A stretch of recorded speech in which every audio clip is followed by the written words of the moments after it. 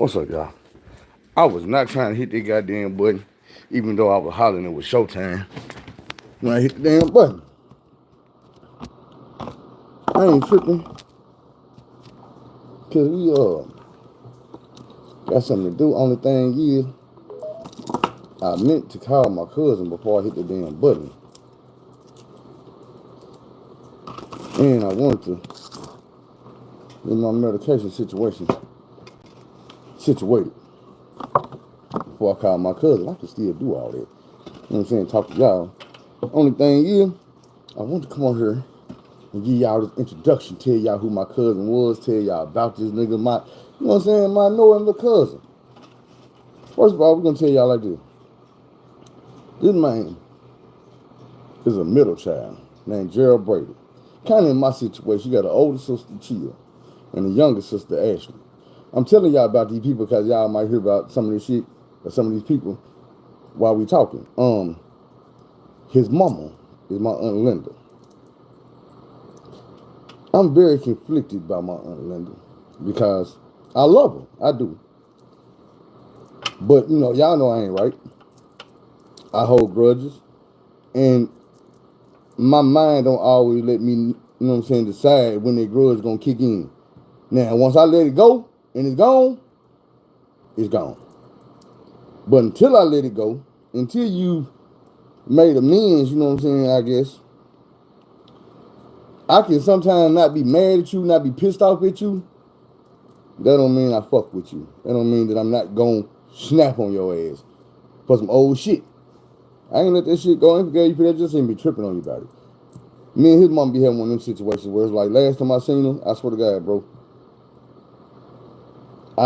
She caught me off guard. I wasn't expecting to see her. So when I did, I didn't have time to study myself. You know what I'm saying? I ain't disrespect my auntie or nothing, you know what I'm saying? Not verbally or none shit like that. What's up with it? But I did kind of, you know what I'm saying? I don't know if she felt the vibe or not, but the vibe was one of them. And I instantly regretted that shit just being real because that's my auntie. First of all, because it's my auntie. Second of all, because I don't feel like she deserves shit. Even though I ain't do nothing to her. In my mind, I knew what my head was, and I don't feel like she even deserved what my thoughts were. But we gonna move off of that. My little cousin, man, we give y'all some background on this dude. For what I know. Because, you know, he's staying in Atlanta. We gonna be around each other like that. Life of the party type of nigga. Got jokes. Hard working. Got jokes. I guess a nigga handle the responsibility to take care of his kids. They all by the same woman. You think he funny. Got joke.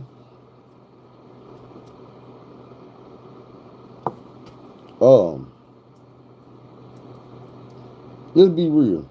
I don't know if everybody in my family felt like this, but even as kids, I always kind of felt like, what's up with y'all? I always felt like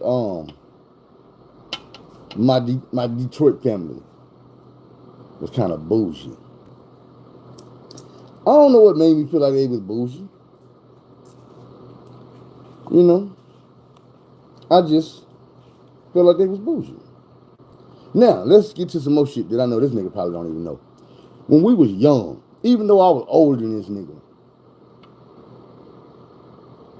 to me, Gerald was where me and Jamie ended up being, like, real cool. When we were young, because we were close to the same age. He was always smaller than me, and he younger than me, but we was always close to the same age. Now, this is the thing about it. I remember us being in my grandma's house and kicking with Gerald. It was like Christmas. Now, this is the thing about that. Like I say, they was from Detroit, so Arkansas, that ain't right down the damn street. You don't just hop on a goddamn bus or in the car and drive down here and we kick it, goddamn, you just turn around and go back home. But this is one of them rare occasions where, and you got to also realize that as kids, we don't be realizing how much it costs to get your ass from down here on the motherfucker. You know what I'm saying? To see some people that you might feel the same way about that we feel about each other now. You know what I'm saying? We don't really fuck with each other like that. We do, but not like we thought we would when we was kids. Let me get over here on this because I'm gonna have to try to call this nigga. Look like he online. I really wasn't worried about that because, like I say, nigga is one of the one people that actually will pick up his phone and watch my show. It's one people in my family. Back to it. Man, the night dude came. I ain't even tell y'all he came. At my grandma's house at Christmas. We went back home. Like we always do, you know, we stayed a little right. My grandma saying Arkansas, but it's in the country part, way up to my house. So, we come back home, it's about an hour drive. And we back home for a little bit. And my mama let us know that my cousin them coming, they gonna stay the night with us. So my cousin came. This how fucked up it is. I swear to God, I don't even remember that nigga's sisters being there. I just remember him. I know his mama was there, because she had to be. I don't remember her being there, but I remember her being there when we dropped him off at the bus stop, train station. So they came to spend the night with us, man. It was like, we kicked it all night, getting in trouble, and making noise, won't go to sleep. And we were little kids, but that's the only time I can tell y'all I remember my cousin staying the night at my house. That cousin, anyway. It's the one time we was. When I say little kids, I probably was 7, 8 years old. So I tell you how young he. This was probably like 4 or 5.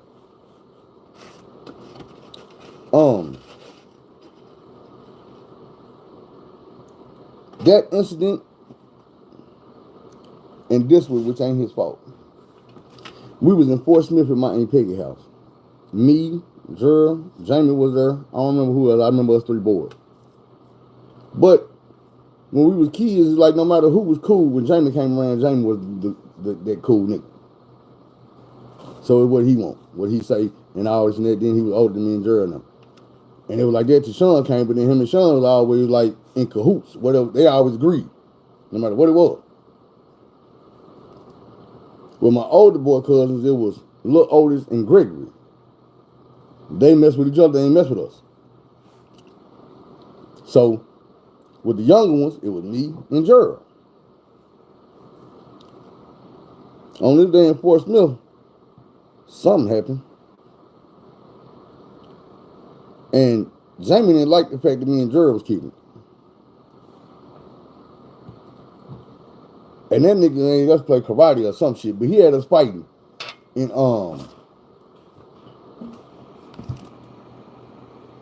my auntie living room. I ended up whooping Gerald, kicking in the stomach or something over a little chair. And I remember, goddamn, we ain't been the same since then. I'm gonna be real. And we were young then. I'm sorry, this nigga might not remember this shit at all. We were young as fuck. But I don't really feel like me and Gerald was the same after that day. And y'all know I got the hell of a memory. Before I keep going, man, let me say rest in peace to one of my cousins, man. Older cousin. Herman Embry died today, man. Rest in peace. I ain't really know him like that, but I know his sister like that. Without any further ado, let me see if I can call my knowing ass little cousin.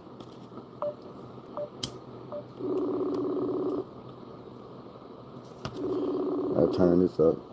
Oh, it ain't even on.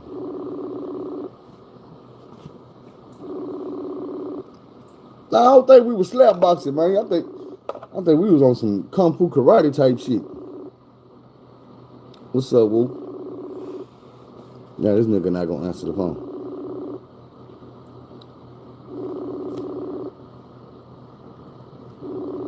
What's up? Well, I'm trying to do my YouTube show. This nigga won't answer the phone.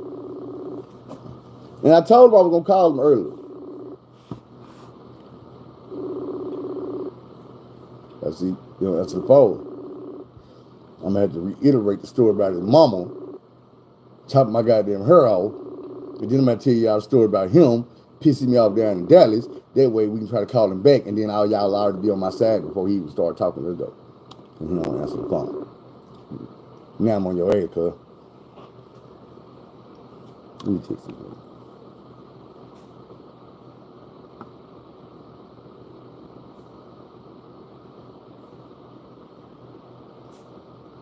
Let him know that we waiting on you.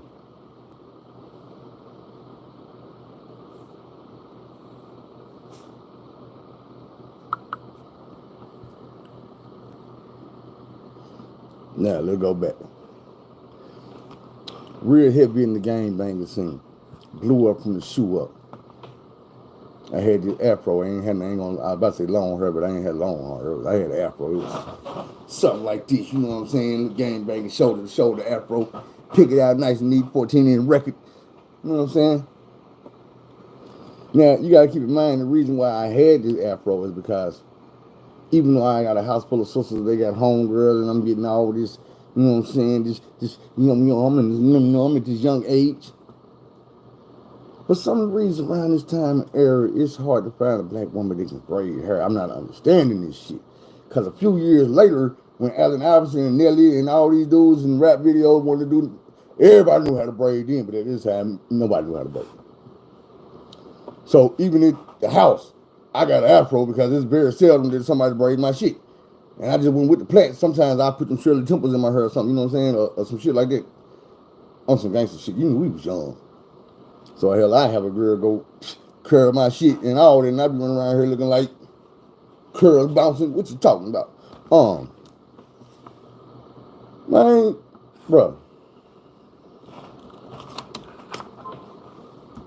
You see the greed that? I see the greed that. That motherfucker say active now. I called him early, let him know it was gonna be a little bit after 6. Now he is in Atlanta, so in Atlanta it might be a little bit after 7 now. But he know I'm in Arkansas. We not from Atlanta. Well, your mama from Arkansas, so you know the town. It's central. Back to the story. I've been about game back a year. I got this afro. Back then I'm poor. So I remember exactly what I had. Look, I'm gonna go find, matter of fact, while I'm talking to y'all, I'm gonna go on my cousin Toya page, because I think I seen the picture on Toya page. And try to find the picture. But I had my little afro. I had like some blue Dickies on with a royal blue t-shirt, extra big, with a stain on it and a hole in it. Never forget it, because that was some of the shit that I had to wear when I was a kid that I got made fun of. But other than that, we was all up there kicking it. We were chilling, big boy chilling, you know what I'm saying? Cousins, family, aunties, and yeah, let me run it back. I told y'all we feel like they were bougie. We didn't know. I didn't know. Bless his heart. So we get to Detroit. Now I'm knowing my auntie in Kansas got a house that's 3 stories. 4 when you add the attic, because it's 4 beds up there. In a living room. TVs and shit, so that's 4. 5, if you count the basement.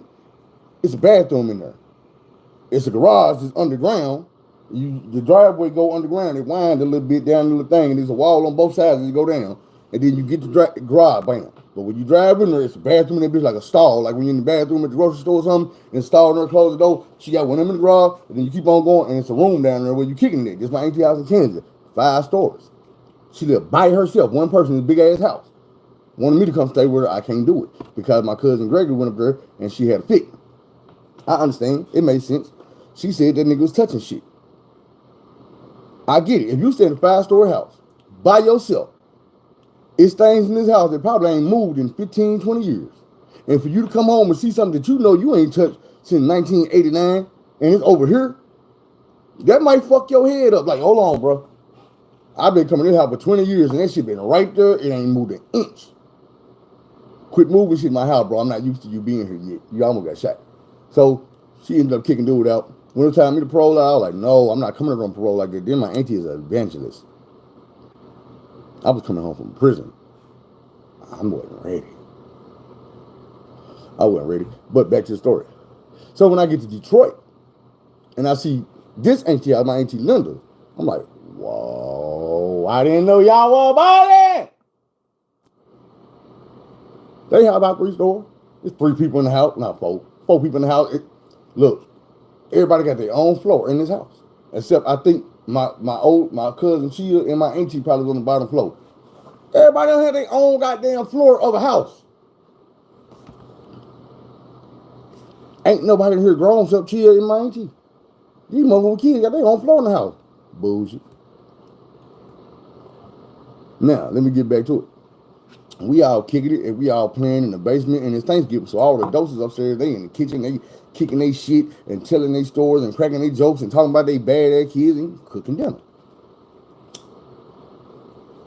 We all try to eat. I mean, we all kicking it. We trying to eat. We hungry as hell Thanksgiving. So why in the hell do somebody come down and tell me that I need to go to the barbershop? And I'm like, no, barbershop. What barbershop do? So they like, you need to go to the barbershop and get a haircut. And I'm like, I don't want a haircut. I'm trying to find this picture y'all what I'm looking for. I'm like, man, I don't want no haircut. And they basically like, yeah, all right. But if y'all, this is the funny part right here. If y'all remember how they were talking about the story about Dave Chappelle when they were trying to get him to wear the dress. How it started out all subtle, and they'll come back and they'll send somebody else to be a little bit more pressure, then it'll be a little bit more pressure, and then all of a sudden it's, say, nigga, you gonna do it or what? You can do it or go. And that's how they were being with me, man. It was like, one person come in like, man, you ever thought about getting your haircut? And I'm like, no, I don't want a haircut. Go back to playing. 5-10 minutes later, somebody comes and say, hey, PJ, come here. You know how handsome you would be if you got a haircut? Yeah, okay, whatever. I don't want a haircut. 15, 20 minutes later, hey, you need to get a haircut. If you don't get no haircut, I'm sorry, but you ain't with to sit at the table with us. Not looking like that. Looking like what? With all that mess on your head, you need to go get a haircut so you can be presentable. Presentable to who? My family? The people who supposed to love me no matter what the fuck going on. No matter how I look, no matter how I dress, no matter what. I'm sitting here 15 years old and you telling me I'm not presentable enough to eat with y'all? In the house? Not at a 5-star restaurant. In the living room or in the kitchen. So this shit really was fucking with my head. And I'm like, man, yo, whatever. Then it gets to the point where like, all right, well, you ain't eating with us. And I'm like, well, friend, I eat at the kid table. Oh, yeah? Come back. All right, well, guess what? Thanksgiving over. We just not gonna eat because you ain't getting a haircut and we waiting on you. We not eating nothing until you get a haircut. So here, go take this money, take this coat, be careful. It's cold out there. They'll kill you about this coat. Take it off your body and run around the corner and sell it on the corner with the bullet hole in and the blood on it. Oh, yeah? Yeah. So here, take this money and go by yourself down this block, cut up that block, go around this block. You're going to see a big tree and an old man pissing outside. We pass him, go another block, and you're going to see a dread man in the building cutting hair. Get your hair cut. I'm like, damn, so you tell me all this and then just push me out in the cold in the goddamn snow. Don't even send my cousin with me to walk to the barbershop just by my damn self. I got 8, 9, 10, 11, 12 cousins up in here. And I'm walking to the barbershop by my goddamn self in the cold in Detroit. First time ever in Detroit. So like I say, I go down there. Crying down there the whole way. Tears freezing up on my goddamn face. Walk in the barbershop. Dread sitting in there like, what's up, man? I can't get my hair cut off. This man here like, he didn't even want to cut my hair off, y'all. The man was like, no, man, don't cut the bro. Man, I shape it up for you. I shape it up, make it look nice and neat. I'm like, okay, hey. The man scalped my damn head. Sent my ashy head ass on back to the house. Now I'm sitting here mad as fuck. I swear I'm trying to find, I seen the picture one day, I don't remember. I know it was on my cousin's page. But I'm going through her pictures right now and I don't see this goddamn picture nowhere. She probably got another page. Oh man, where? I don't see this picture.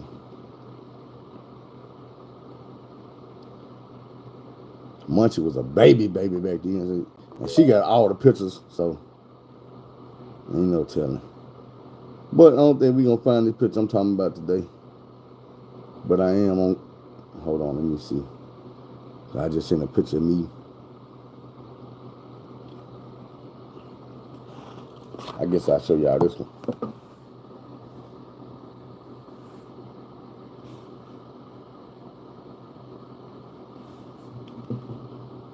That's me right there in your face. That's Gerald. That's Jamie. In the wheelchair, I might well tell you who everybody is. That's Alicia. The one I was talking about shit about the other day. That's her. That's my cousin Bobby. That's Kara. That's me. That's Kelsey. That's Kara, Ashley, the other Ashley, my sister Crystal, little Otis, Gregory, my cousin Donna, y'all was hearing from the other day. Her old ass. That's her daughter, Toya.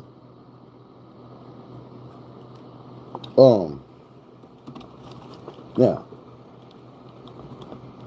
so that's how me and my auntie got estranged right there, because I never really, to this day, got over. I don't think I ever will.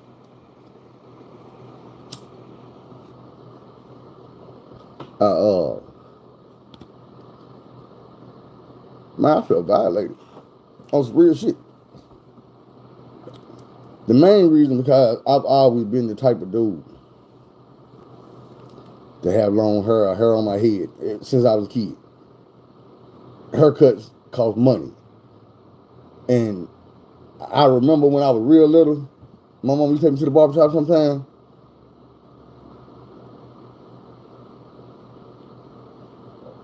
Other than that, her first husband never took me to the barbershop with him. My sister daddy never took me to the barbershop with him. See, I had to become a barber to start getting regular haircuts. And they were lineups. But, man, up until I went to the military, afro and braids. That was me, afro and braids. After the military, I kind of kept it low, because I was still in the military. When I came back, I was still going to grill and shit. Then I ended up going to prison, so I had to wear my hair low in prison. When I came out, I had waves bumping. I can find pictures of waves and shit. But I had wore waves in my head for 7 years. I done had waves coming down the side, waves coming 360, waves going around this way. Shit, wave with the party this way and coming this way. And, you know, I got tired of it. Yeah, I got a big family. And that was, boy, there's some more came after that. I got some first cousins that wasn't even alive in that picture. I got a sister wasn't even alive in that picture. And she come to, I was 13 years old. Yeah, that picture, I probably was like 7 or 8. Let me see if there's some more in this photo album. That might be where I find the picture of the other picture, because these tag pictures, she was tagged in. So it might have been what it was.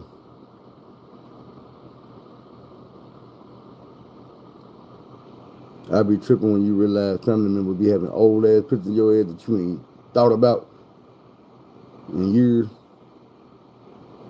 Like this picture.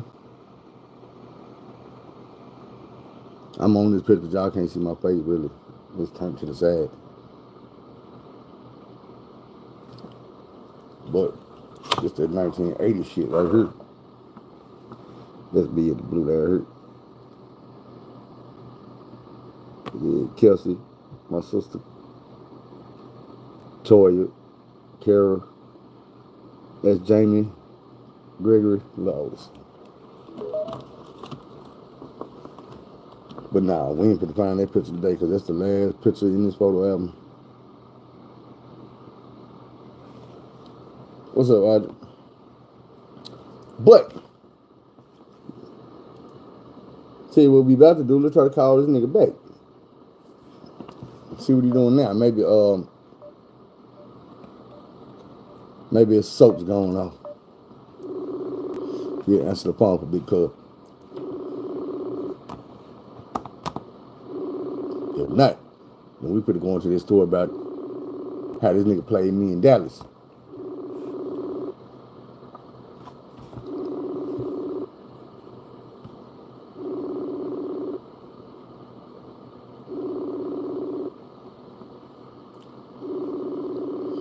And then after that, we can go down and play me today.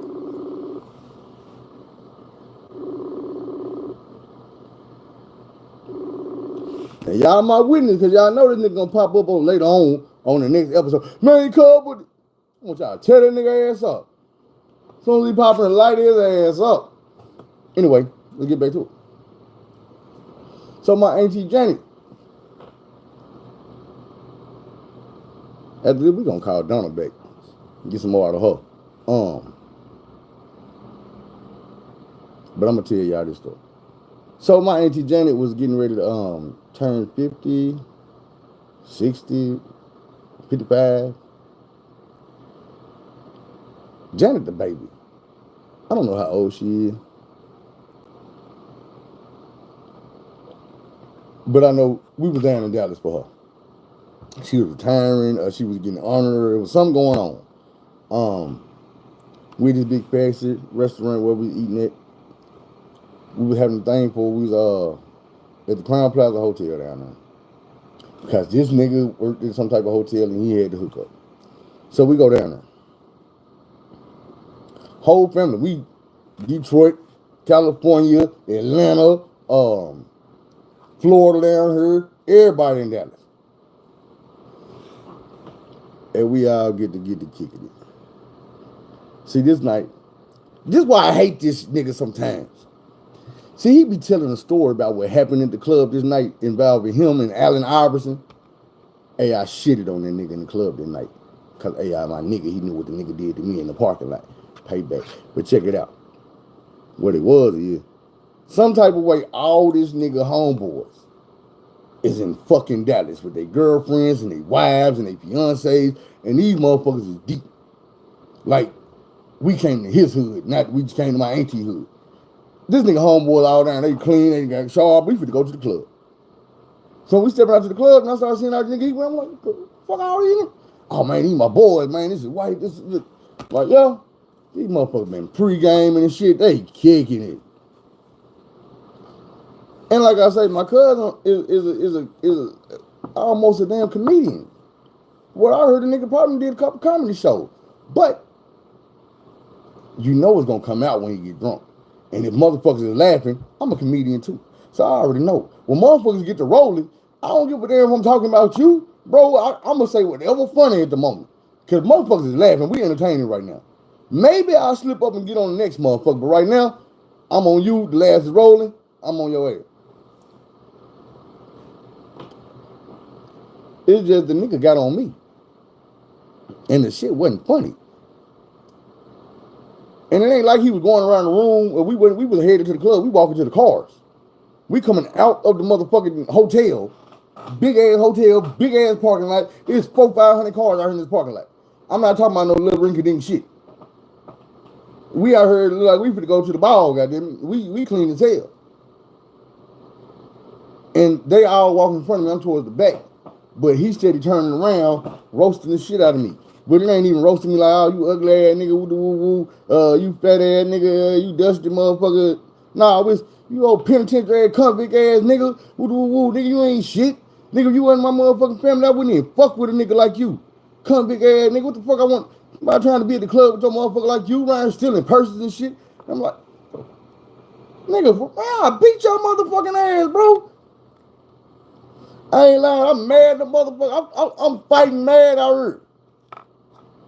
I'm ready to do something. I'm ready to move some motherfucking shit, some furniture around this bitch. But like I'm saying, it's me and a crowd of motherfuckers, probably about 12 to 14 motherfuckers I'm looking at. I don't know none of these motherfuckers except the nigga talking shit. Everybody over there with him is on his side. These niggas ain't never seen me before 5 minutes ago. They've been knowing this nigga for years. Even though this is my little cousin, like I say, if I do the little cousin shit and I run up and put these paws on him, then I got to fight all these niggas. I'm not trying to go to jail down here in the motherfucking galleys. I was still on motherfucking parole and some more shit at the time. I really wasn't even supposed to be out of the state of Arkansas. But it had been so long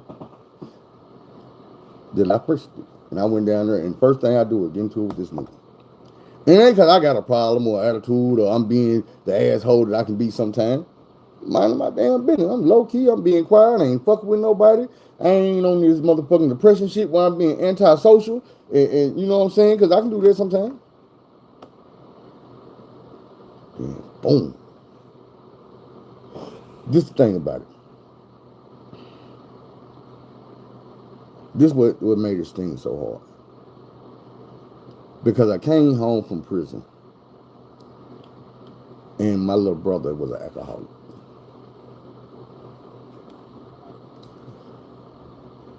This is the little brother I used to tell y'all that I felt like this nigga life was worth more than mine. And I give my life for him. And for me to look at this nigga and be like, nigga, you ain't shit, bro. You a motherfucking drunk. Bro, that's all you do is get drunk and go to jail and fuck up and get in trouble and fuck up some more. And you know it's the alcohol, but you come right back to the alcohol. I quit hanging around because I got tired of babying the nigga and trying to, you know what I'm saying? I could tell you one day, bro, I'm telling you some good shit. Act like you want to listen, but you're not listening. What really fucked me up was our homeboy. One day, bro was getting out of jail. He been in jail probably about 5-6 months. And I'm going to get back to Cuz story, but bro been in jail about 5-6 months. And I'm at the house with his mama. The other homies go pick him up. So I'm at the house when they get back with him. Bro walk in the door with a tall can in one hand and a fifth of bumpy face gin in the other hand, drunk. Not even tipsy. Y'all went and got this nigga from jail, and before you get him home, you took his broke ass to the liquor store, spent your money on liquor and beer, got him fucked up before he could even get home to hug his motherfucking mama. And when I started pulling niggas to the side talking bad to him, I'm the bad guy. I'm the whole ass niggas hating on the nigga. He been locked up. This nigga just free while y'all sweating him. Let that nigga have fun. But it's the same fun that got the nigga gone for the last 5 to 6 months. This time. See, y'all don't understand this shit because y'all went to go get him. I was here with his mama. Listening to all the hopes and dreams she had for her son. Come home and do right. Come home and try to put that bottle down. All this and that. But she let you dumbass niggas take him straight to the motherfucking bottle. And it hurt. I fought 3 niggas that day. Out there in that front yard. Because my brother came home from jail drunk. I'm mad. I done told y'all a lot of stories about this nigga beating on that girl and going to jail and how she was setting him up and I thought he wasn't even doing all that shit. It turned out he was. This is all the shit I'm seeing in my little cousin. As he out here slurring, could barely talk, spitting, talking shit to me. But the manner in which he's saying it, the nigga sounds just like my drunk ass little brother. So in my mind, I'm 0 to 100. I'm in familiar territory. I'm arguing with a drunk nigga that I love. And I'm ready to put these paws on. Because that's what happened when I'm arguing with drunk niggas that I love. I usually have to put these paws on. So, for some reason I thought better of it. And I busted U-turn. And I ain't gonna lie, I told you I was mad as fuck. So when I got back in the hotel, close to the hotel or whatever, I ran to my Auntie Peggy. I might have been crying. I might not have been crying. For sure, I was 25, 26 plus years old. Man, my motherfucking feelings hurt. Another reason why my feelings were hurt is because I told y'all I had family members who had already before said similar shit while I was in jail. Wrote me letters telling me about how they don't owe me shit. And my thing is, like I tell y'all, not one person in my family, not named Mama, not even my sisters, can get on here or anywhere else and tell you I never asked them for a dime. I don't do that. I don't. Now, the one person in my family that I done got some money from, that I would call some money, my Aunt Laverne gave me $600 for my rent one time. And I spent that shit on my rent. I swear to God. I feel like she gave me that money because of the shit that she pulled when I was in Georgia. But let's get back to this, my cousin. Yeah, man, so with me getting mad and angry, and I know myself I'm the type of nigga that will fight. I ain't got to pick up no weapon or none of that. I do that too, but I will use these hands. I fell into that reclusive mode. Went into the room, went back up to the hotel room, went off my room, got off my laptop and shit, and that's where I was at. You know what I'm saying? We had already had the dinner. What's up with it? We had already had the dinner. So that night, everybody was doing their own thing. You know what I'm saying? We were gonna go to the club. They went to the club. I went back to the damn room and sat up in there by my goddamn self. The next day, I sat up in that goddamn room till it was time to leave. Got in the car, came back to Arkansas.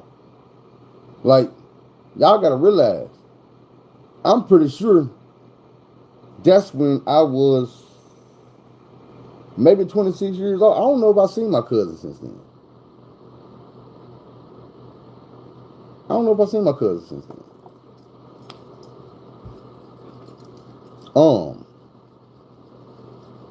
Here go one I know I ain't never told this story because I ain't never even thought about it like this until recently. I believe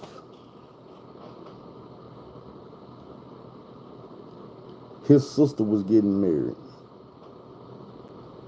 I think it was his baby sister in Detroit. So we went up there. Now, of course, y'all know it's a lot more females in my family than it is men. Some type of way, I get to Detroit. We up here about 3 days.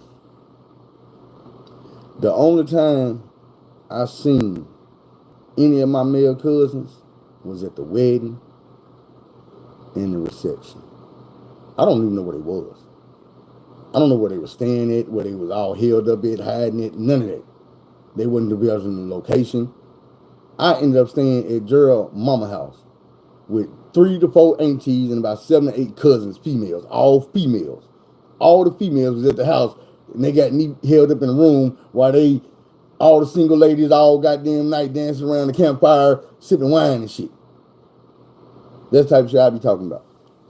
So, and I ain't saying this type of shit be on purpose, but people act like they don't know why I don't fuck with people. You see what I'm saying? With me, it's a trust factor, bro. I don't trust people. And my family get even less trust and leeway than a stranger do. Because of all the shit I've been through in my life, they was kin to me when the shit happened. They either refused to acknowledge the shit happened. They act like it wasn't even a big deal, or they never knew about it. Maybe you did never know about it. I don't know. Like I can say, somebody on here just commented a minute ago, I got a big family. Out of all the people on them pictures you seen, how many phone calls y'all think I got when I had that wreck and then I lost my life? I'm really put the weight on somebody to put a number up here. I need a number. How many phone calls from family members y'all think I got after that wreck?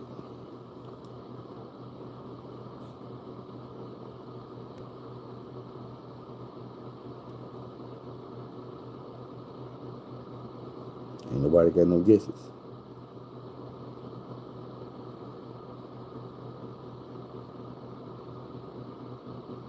Shit, if y'all using them 100 marks in them goddamn hearts, that's too many.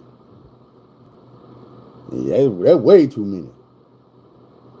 I just seen these about 4, 5, 100s and about 2, 3 hearts. That's way too goddamn many right there. No. Since now I ain't just talking about just when I had my accident. Since I had my accident, June 9th, 2023, drove an 18-wheeler off the side of a motherfucking mountain, cracked my head open, knocked all these teeth out my goddamn mouth, broke my motherfucking leg, dislocated my shoulder, had 2 surgeries, had to learn how to walk twice. One auntie called me, one cousin called me. And even they might have been calling my mama, found out what happened and decided, ooh, let me talk to him.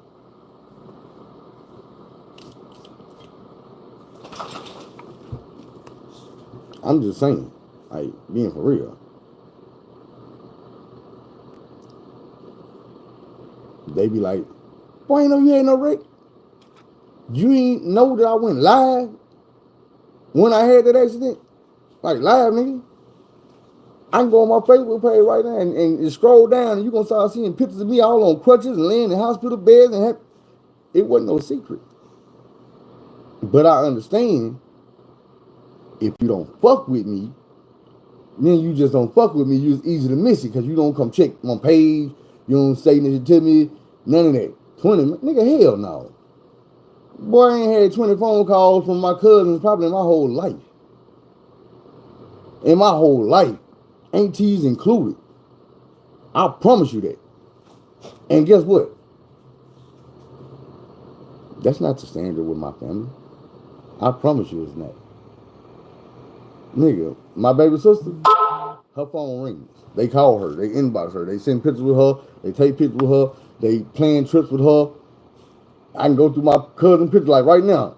They all be together. They don't all stay around each other. They link up and all kick it. I don't be knowing shit about it. I'll be right here. Like for real. And then I'm also the type of nigga who, like now that I'm here in my mama's house, paying EV, I could just bump right this fucker with me.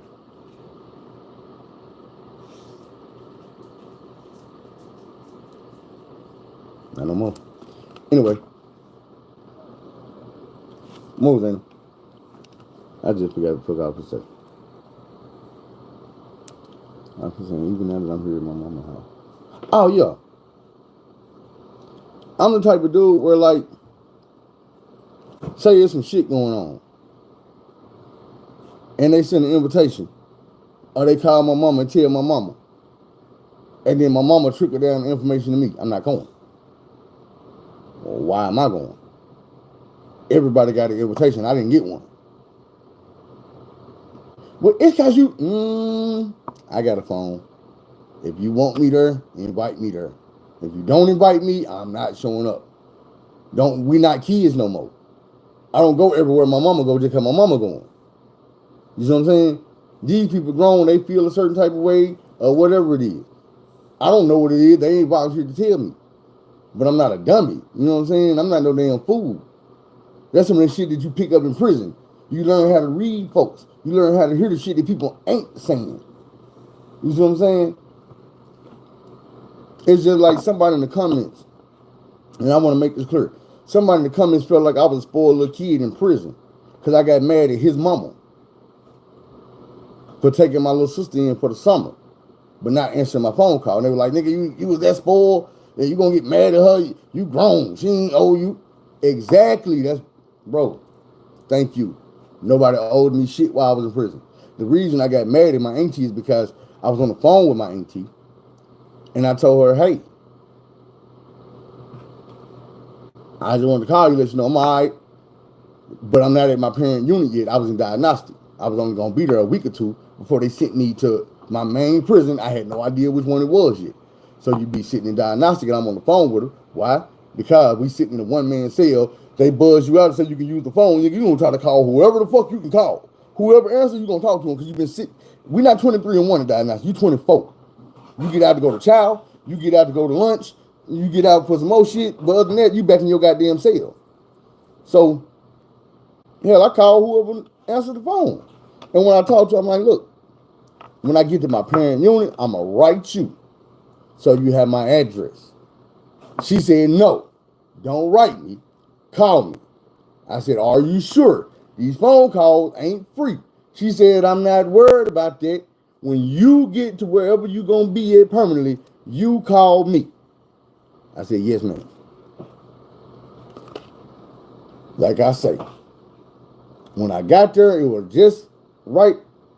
Bam. It was holiday season. I think it was New Year's, because I think I was over there for Christmas.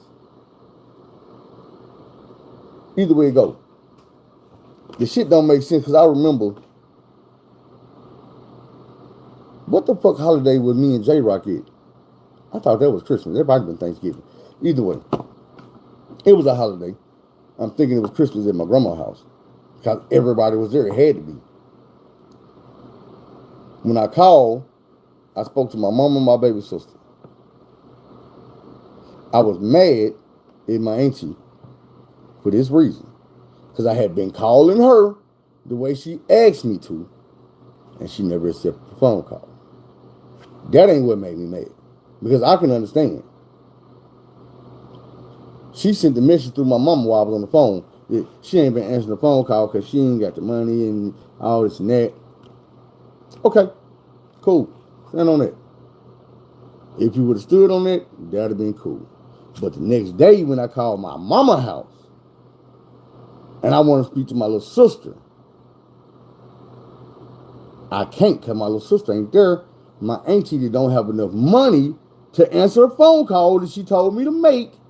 It's just taking in my little sister for the summertime. Spent damn near $1,000 on a plane ticket. You see what I'm saying? This is why I was upset. I don't give a damn about you not answering the phone. Plenty of people didn't answer the phone. I don't hold no grudges about that. I hold grudges about you volunteering to lie to me when I needed anything but a lie.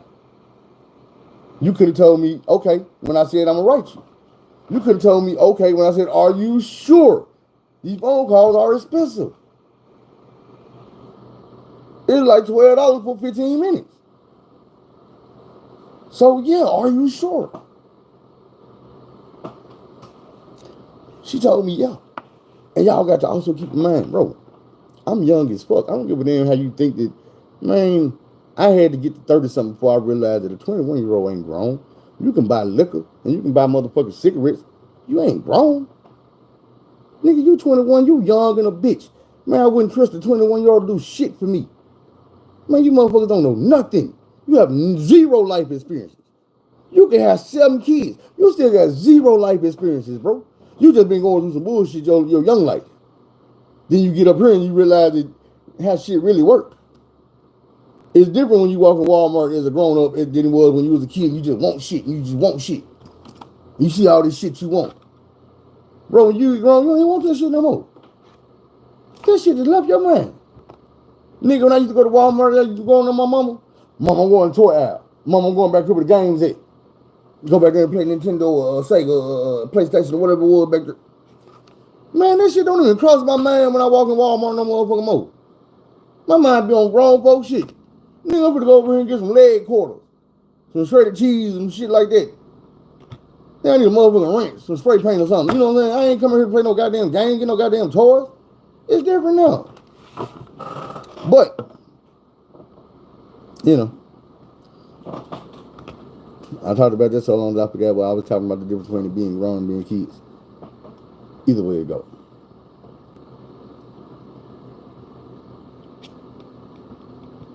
It's just that part of the family right there. I ain't gonna say that part because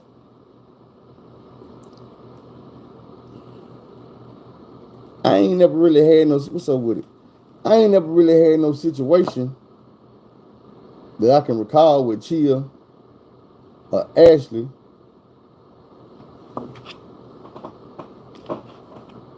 Ashley, I would say, was my actual innocent cousin. That's what I would say from the outside looking in. Now, I don't know the insides and inner workings of shit that motherfuckers got their ass beaten to it behind closed doors. But I would say that's probably about my most innocent cousin.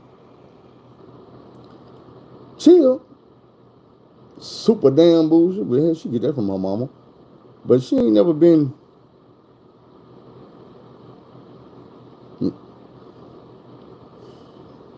She argue with a lot of motherfuckers because she bullshit. Like a real threat? Ain't never been no real threat. We do. And that's why I say, man, I'm old. I don't hate them. It's just different.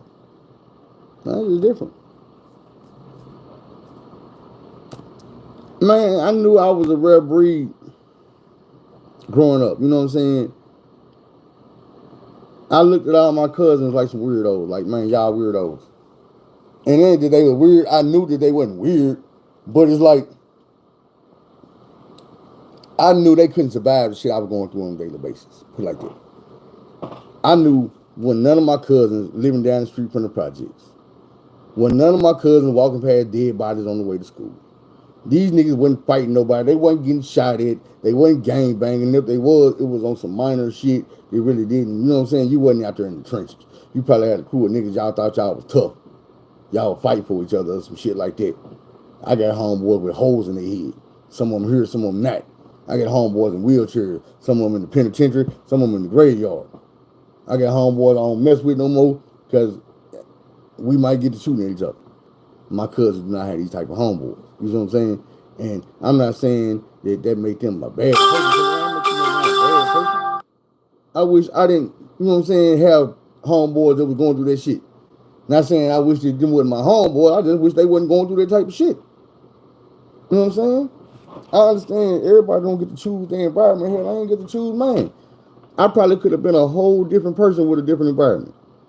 But at the same time, I'm not going to sit back and be like, I always lived in the roughest, toughest environments in the city, because I didn't. Sometimes I did have to go find some trouble to get into. Shit, it was sometimes, but I ain't find none. I just got them was a good kid. I wish it was more times like that. But a lot of times I was getting shit, man. The shit I was getting into wasn't. I'm gonna say it like this. I wasn't really a bad kid. You know what I'm saying? A lot of the shit I did, I'm gonna say in survival mode.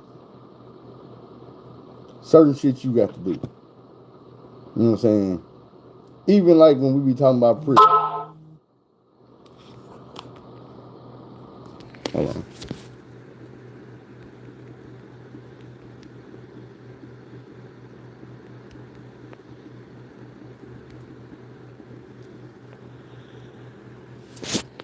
Like, even when we talking about prison, and I tell y'all, you might not be the type of dude that want to run around fighting all the time. Well, in prison, you might not have that choice. You might have to fight. And you're going to get in more trouble trying to get out of that fight than you would get into actually getting into the fight. Because this is what I'm trying to tell y'all. There's a situation where everybody watching. And it might be a situation where this is only happening so people can watch your reactions. This is prison. This is how people act. It be the same way out here in the world. Sometimes you have to do certain things to make it. You know what I'm saying? When you out here in the streets, sometimes you got to do shit you don't want to do, or sometimes you're doing shit that ain't really part of your character. The sad part is your homeboys doing the same thing and you don't even know it. They doing it so they don't look bad or weak in front of you. You doing it so you don't look bad or weak in front of them. To everybody out here, y'all just like some bad motherfuckers. And in reality, both of y'all just scared to goddamn let the other one down. You know how much bullshit I got into because of that? That's why I be saying, people look at it one way like gangbanging. People say, oh man, it's just, people need a family. No, it's a whole bunch of different situations. Sometimes it ain't nothing about a family. Sometimes a motherfucker want to prove something. Sometimes a motherfucker just feel like that's who they is. Nigga, I'm this type of motherfucker. This is how I feel. This is how I think. And that's the part that's scary because you never know how a person thinks. But I told y'all, even though you don't know how a person think, way long time ago they realized what type of person you can make think, or the type of person you can form their brain. Kids, young motherfuckers. You know what I'm saying? 10, 11, 12, 13, 14. About the age you be when they run up on you trying to get you to join the game. I just realized Cuz got off Facebook about 25 minutes ago. You try to call this nigga one more time.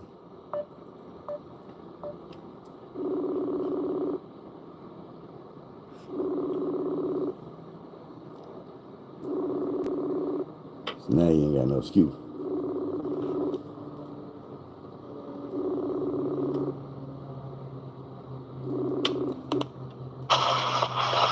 Yeah. Boy, I'm on your ass now.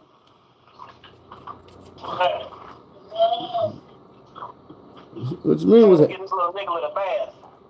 Oh, man. What's good with you? Shit, I've been on the air about 45 minutes to an hour. I can't hear you. I said, I've been on the air about 45 minutes to an hour. Shit. What's the topic for today? Shit, it was your show. I'm an hour. You told me you was calling me at 6 o'clock. Nah, I said I'm going to call you after 6. But Man, oh man. it's still your show. I've been talking about your ass the whole time. What I asked you to tell so far? All the good ones. As long as you know they last. Yeah, we gonna let you say that. Man.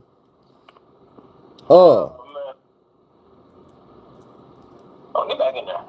You got some stories or something you want to tell? I was gonna write down some questions to ask your ass. Say what now? I said I was gonna write down some questions to ask you. Oh, you know, I'm an open book. Ask away. The first question I want to know is, what was your last ass whooping from your mama? When I was 17. God damn. We was getting the yard ready for my graduation party, and she had me out there since like 9 o'clock that morning. It's 6 o'clock at night at this point. I'm trying to go to my homeboy graduation party on the east side. And she looked at me and was like, okay, one more thing. I said, no. Free. She said, what you mean? I said, no, I'm not doing nothing else. I'm about to go in the house, take a shower, and get out of here. Keep in mind, I'm telling her, I'm not doing what she about to tell me to do. I'm going in the house, take a shower, so I can get in her car and pull off. And she stole on me. And that's the last time. Because shortly after that, I moved out of her house for forever. Damn. Oh, shit. Well, what was the second to the last ass whooping? Say that again? I said, well, what was the second to the last ass whooping? I don't know, nigga. I ain't get a lot of whoopings growing up. I stayed gone. I wasn't at home. Shit, I think that was everybody. Should have got more whoopings. I think my last whooping. I don't know what to consider a whooping, goddamn it. I know the last time my mama whooped me, I was in 6th grade. Way too long ago. I think I had stole. I mean, she had hit me since then. She hit me with a shoe one time because I ain't cussed at her. I ain't cussed her out, but I wanted to do something in school. And I asked her for some money. And she was like, she ain't had no money. So I kind of walked off, but I was like, I ain't never got no damn money. Mama came running around the other side of the house, cut through my bedroom, met me in the kitchen, and drop kicked my head. When I hit the ground, she got the beating in the back of my head with a goddamn with a house shoe. Every whooping I ever had there was a beating. They don't even qualify as a whooping. How you ain't got no money and get mad at somebody else for not having no money? Now, how you ain't got no money and get mad at somebody else who got mad because you didn't have no money? Because you ain't had no money. So basically, you jumping on me because you broke, and I exposed it. Hey man, I guess you ain't understanding the concept of staying in the child's place, huh? No, not really. Bro, those ears red, man. What's up? No. When you a child and you get treated as an adult, it's kind of hard to go back to being a child. If that's what you want to rock with, man. And shit, Michael Jackson told you the same thing. I had my childhood took. Ain't no getting it back. How was your childhood taken? Boy, it was beat out of me. One punch at a time, right to the motherfucking face. Or other objects. You know, sometimes it was objects used. So I'm guessing that you didn't learn shit from none of them ass whoopings?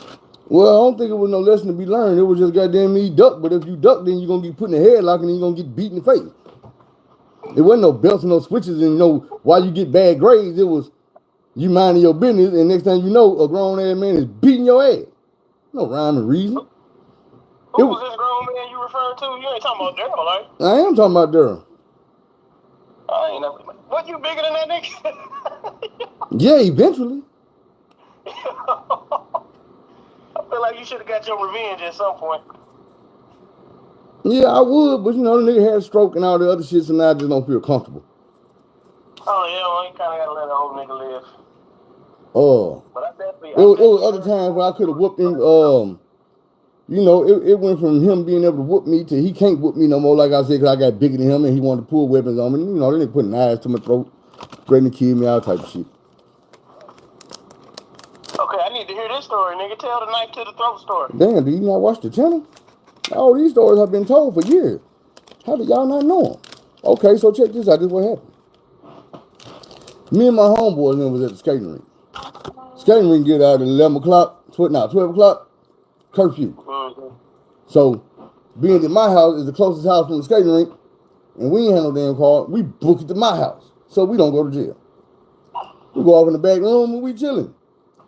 Daryl come kick the motherfucking door open. I'm like, kick the door. Not knock on the door, open the door, kick the damn door, the door fly open, he got a knife in his hand. Now, I didn't know he had a knife in his hand. He had it behind his back, but he come in talking shit. He calling all bitch ass niggas and all type of shit. And then he turned around and walk off. Well, a motherfucker put the mumble something. As soon as the motherfucker mumble something, he kicked the door back open, threw me up against the wall, had the knife in my throat like, bitch ass nigga say something else, I'll cut your motherfucking throat, you don't like it? So at this point, mama show up. When mama open up the door and the knife come off my throat real slow, I'm going ham. I'm talking cash shit. So by this time, we all get put out. Nigga, I go. I ain't want to stay here no more. You trying to kill a nigga any damn way? Come on. So I called the police. Like a nigga 15, 14 supposed to do. Hey, man, this nigga just had a knife in my throat threatening to kill me. Who? My stepdaddy. Where he at? He in the house. Where you at? Across the street. So the police show up. They talk to him. They come over and talk to me. They come talk to me and they tell me, hey, either you can go back in the house or you can go to jail. And I'm like, what you mean? Curfew. Daryl was in the Marines. They was not locking him up. They talked to him. They not locking him up. So he tell him, man, I got to go to work tomorrow. These kids getting on my nerves, man. Bro, you just had a knife on the throat of a minor threatening to kill him. That's a couple felonies. If nothing else, there's terrorism threatening. There's goddamn assault with a deadly weapon. There's a whole bunch of shit. But you're a Marine, so what the police tell you, man, don't worry about it. We're going to go back over here and threaten him. Hey, either you take your ass back in there with the killer or you go to jail. You know what I'm saying? Just one more of them things to make a nigga not trust police. So that night, all my homeboys went to jail. Everybody went to jail except him. I never had a bad encounter with the police, and I still don't trust them. Like I said, everybody went to jail except him. And I came back home, and from that point forward, I was sleeping with knives and shit all under my pillow, in between the mattress and shit. Because I never know when this nigga put the bus in my room and try to kill me. I'm 14, 15 years old. I'm 14, 15 years old, so you can't tell me that this nigga not really gonna do something to me. My mind ain't fit to understand that. Not to mention, nigga, you been beating on me for years, bro. Yeah, I probably would have had to get some. Stroke or no stroke, I'd have got some revenge somewhere in there. I don't care if I had to take a shit in this gas tank. Something got to happen. I'm Nigga, good what kind of having. rappers you using? I got the fuck on down. A black sweet. Oh, I ain't seen one of them shit since 2002. That's about all I smoke. Oh, man. So now, tell me what you done went over in this episode so far. I went over first the situation in Detroit when your mama made me go cut my hair off. You don't remember that? I remember I was going to the barbershop and you came with me. I don't remember what transpired before that. You didn't go to the barbershop. Not with me. Where we go? I went by myself. Nah. I'm gonna tell you why. Because your mama said that my coat wasn't big enough. She made me wear your blue triple fat goose and told me to be careful. She gave me all these instructions about being careful. They'll kill you for this coat and run around the corner and sell it on the next block with the gun hole in and the blood dripping off of it. And then she pushed me out the door, sent me to the barbershop crying to get a haircut that I did not want. You didn't come because I had your coat on. Yo, is this when you had that janky ass hot top fade? No, I had a big ass afro. Okay, yeah, I don't remember that one. I remember a hot top fade. I don't remember an afro. The hot top fade might be what I came back with. Okay, that makes sense. But nah, you know I'm telling them, it was like the episode of goddamn me, Oprah when Dave Chappelle was explaining how they wanted him to put the dress on. Yeah. I told him first one AT come down there, hey PJ, you know you be real handsome if you got a haircut. No, I'm good. I don't want a haircut. 15 minutes later, somebody come in. Hey, boy, you thought about getting a haircut? You need to go get a haircut. I don't want a haircut. 20 minutes later, hey, if you don't get no haircut, you ain't sitting at the table with us. Shit, I ain't tripping. I sit at the kid table. 15 minutes later, hey, we not having Thanksgiving until you get a haircut. We waiting on you. What you gonna do? Bruh, I'm not one to tell people what they can and can't hold on to, but that shit had to be well over 30 years ago.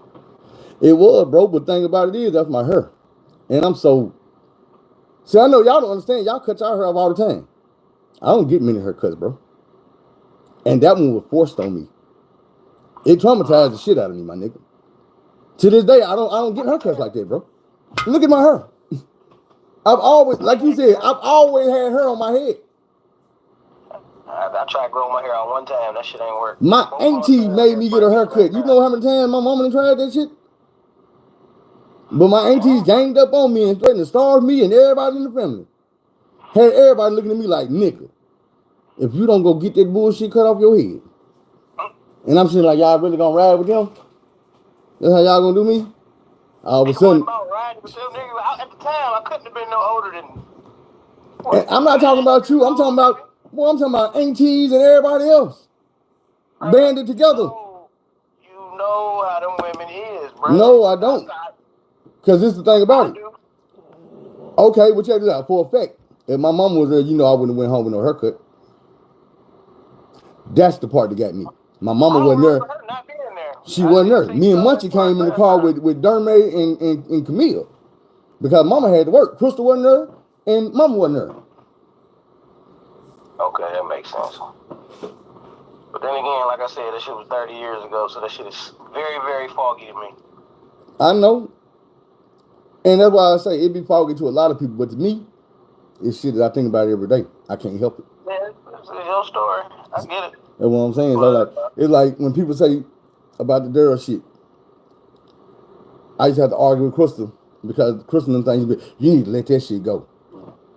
And I'd be like, cool. But what if it wasn't me? What if it was you? And instead of beating on me, he was raping on you and touching on you. And then all your cousins, your aunties was like, let that shit go. Or they came to you and was like, hey, your mama want to marry him. You need to give her your blessing. I don't want to give her my blessing. I don't want to bless that marriage. You a selfish ass nigga. You ain't shit. You don't think about nothing but your damn self. See, that's the type of shit I had to deal with. My grandma, my auntie and them telling me that I need to give my mama the blessing to marry. The nigga used to beat the shit out of me. Nigga used to put knives to my throat. I got to bless this. And then when I don't want to, when I'm saying like, I don't want to be part of the wedding, they go all the way to Athens and come back with Azaleen Embry on a weekday to talk to me about giving my mama the blessing to marry this man. And now, am I supposed to tell her no? No, I got to suck it up and take one for the family. But how many times did I have to do that? Every fucking day of my life. Because every day I had to wake up and see this nigga. My mama's birthday was this weekend, bro. I'm walking out the door telling my mama, I know Munchie put this party together. But please tell me she didn't invite her daddy, because if she invited her daddy, I'm not going to be able to take this shit. Because I thought her wedding was the last time we wanted to see this nigga. Like, I'm a grown-ass man, bro, and that shit still affect me when I see dude. And it hurt because I be wanting to do something to him and I can't. Because nigga be on a motherfucking cane or some shit. I be wanting to kick that motherfucker from under the goddamn hand and push his ass downstairs. Hey, but I'm changed. Somebody told me it might be a spot for me in heaven. I'm trying to see. Hey, man. If this shit affects you this much, you might just have to kick that cane one time. That shit have set you free, man. Because you've been holding on to this shit for too long, and that shit ain't affecting nobody but you. I'm going to tell you something I seen that made me feel better. And God ain't going to have to forgive me for this one. When Daryl had his stroke, Mama made me and Krista go to the hospital with Munchie, because that's our little sister. You support your little sister. Fuck that nigga. Go for her. All right, I go for my little sister. Glad I went. Walk up in the hospital room. This nigga laid up in the bed, cross-eyed. Got a motherfucking a mitten on his hand with a goddamn ping pong paddle in it, so he can't ball his hand up around his dick. I said, what? They look at him like, what the hell is that on your hand? I'm like, I know what it is. This nigga had one of them injuries where he played with his thing all day and don't even know it. So they got to put something in there to where he can't get to it. The whole time he talking to her, he said he patting himself with his paddle. I'm like, yo, man. I started to take the glove off his hand. Say what? I said, I started to yank the glove off his hand. Yo, man. You gonna rub that motherfucker off before you get out the hospital, nigga. Oh, man. I didn't even know that was a thing. Yeah, shit. Did not know that. I'm gonna tell you. Now, look, I'm gonna tell you. I found out in the military when I was getting my medical training. Like, people didn't understand on Trina's album, she's sitting on a nigga on the damn gurney. Thing is, most back injuries, when you break your back, causes an erection. A lot bigger than your normal erection. And it don't go down. So her sitting on that nigga on the gurney, people didn't get it. I'm like, oh, that's fucked up. Oh, you can Google that. Yeah, they'll tell you. Back injury causes erection. Motherfucker like this here. And this freak ass motherfucker, and she instead of trying to say the nigga, she not fucking. Yeah, I just learned something. I didn't know about any of that. I know the exact album cover you talk about. Yeah. Her very first album. Damn.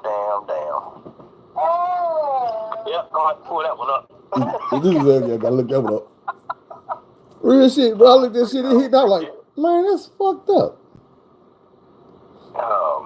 Oh, man. Trina, that's that. Sir, take that. Oh. I told him about this, but it's not my story, so you gotta tell it. Okay. I told him about my homeboy getting revenge for me because he fucked with me. The night you shitted on me. You went to the club and bumped into my nigga, Allen Iverson. Tell him what happened. Oh, man. Tell him what happened. So, okay, in order to tell that story, I got to rewind. Living in Atlanta, at that time, I was going to the club 3 nights a week. Just so happened that before we came out there, I saw Iverson in the club 3 times before I had even, got to Dallas. So in my mind, I know this nigga. I just seen you. This nigga seen me so much, he gonna recognize me. You know what I'm saying? I was like, I just seen you 3 times. He was at the Velvet Room, he was at Vision, and he was at Kamal's 21 strip club. So I seen him 3 times, and these ain't no, huge ass clubs. I'm seeing this man. At this point, I had seen him more than I seen my own daddy in the past year. You starting to feel like you in the entourage a little bit. So we in the club in Dallas, and I see him again. I'm like, damn. And so I walk up to him to shake his hand, and he just looked at me, looked down at my hand, and looked back up at me, and then turned around and started talking back to whoever he was talking to when I walked up to him. And I looked at that nigga, I said, fuck you, man, you still my favorite. And walked away. That's fucked up. That shit was hilarious to me. This guy did me damn near how Michael Jordan did Chameleon now. Nah, he did. No, He Jordan did Chameleon him a lot way worse. worse than He he did did do me. way worse than that. He told that nigga, you can pay for a picture.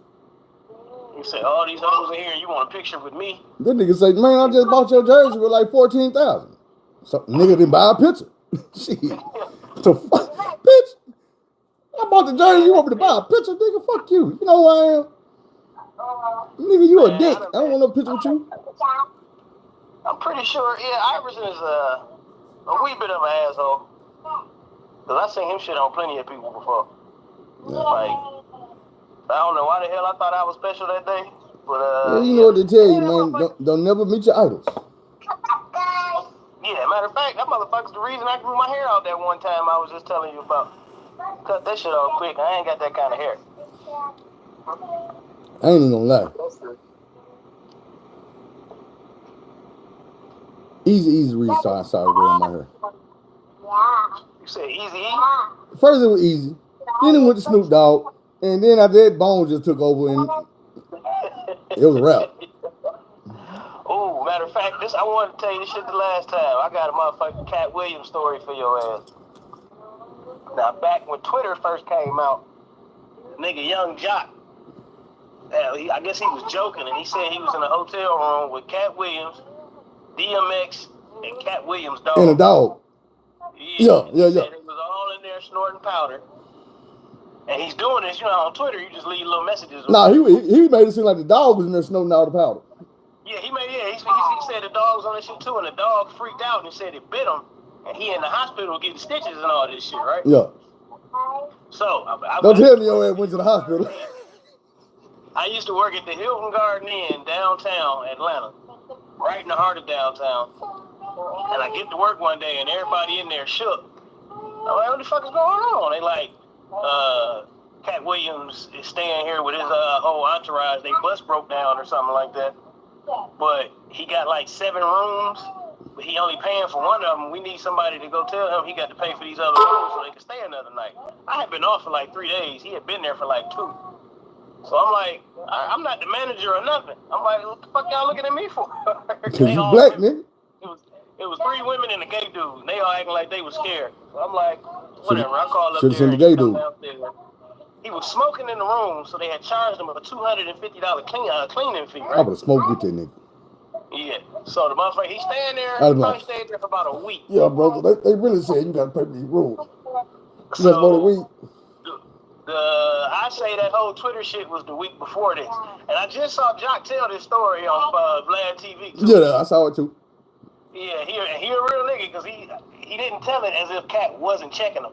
And, Cat like 5'2". Jock probably about 5'11", you know what I'm saying? He's clearly way taller than him.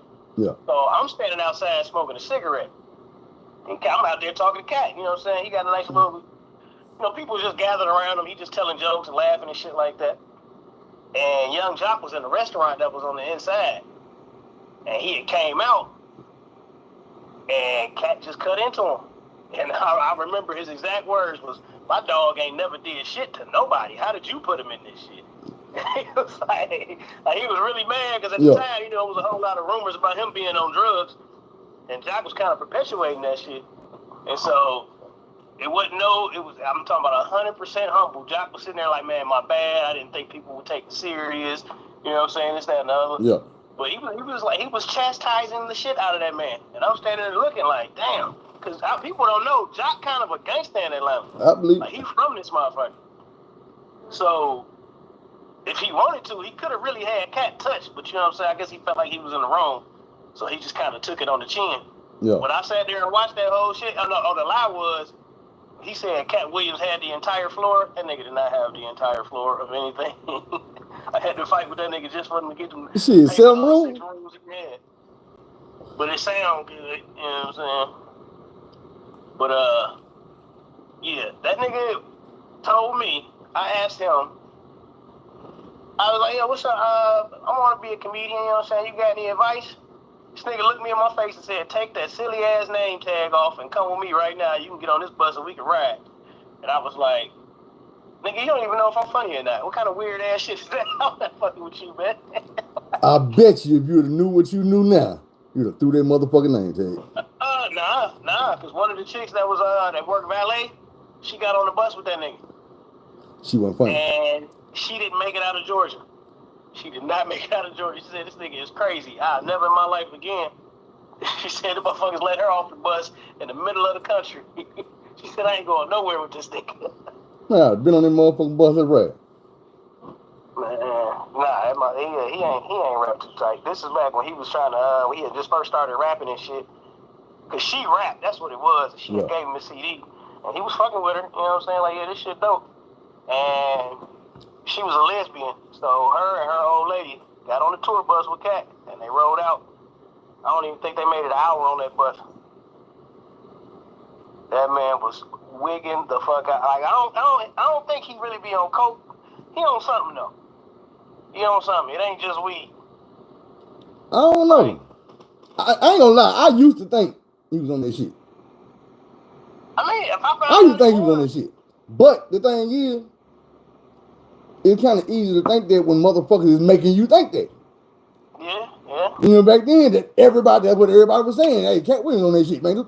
He the only nigga saying he wasn't. Now you look at it, you like, them niggas sound like they lying. When you see goddamn Kevin Hart, I'm like, man, he told drugs. He did. Nigga, Cat Williams been working this whole time, bro. He just ain't been doing movies. Mr. B.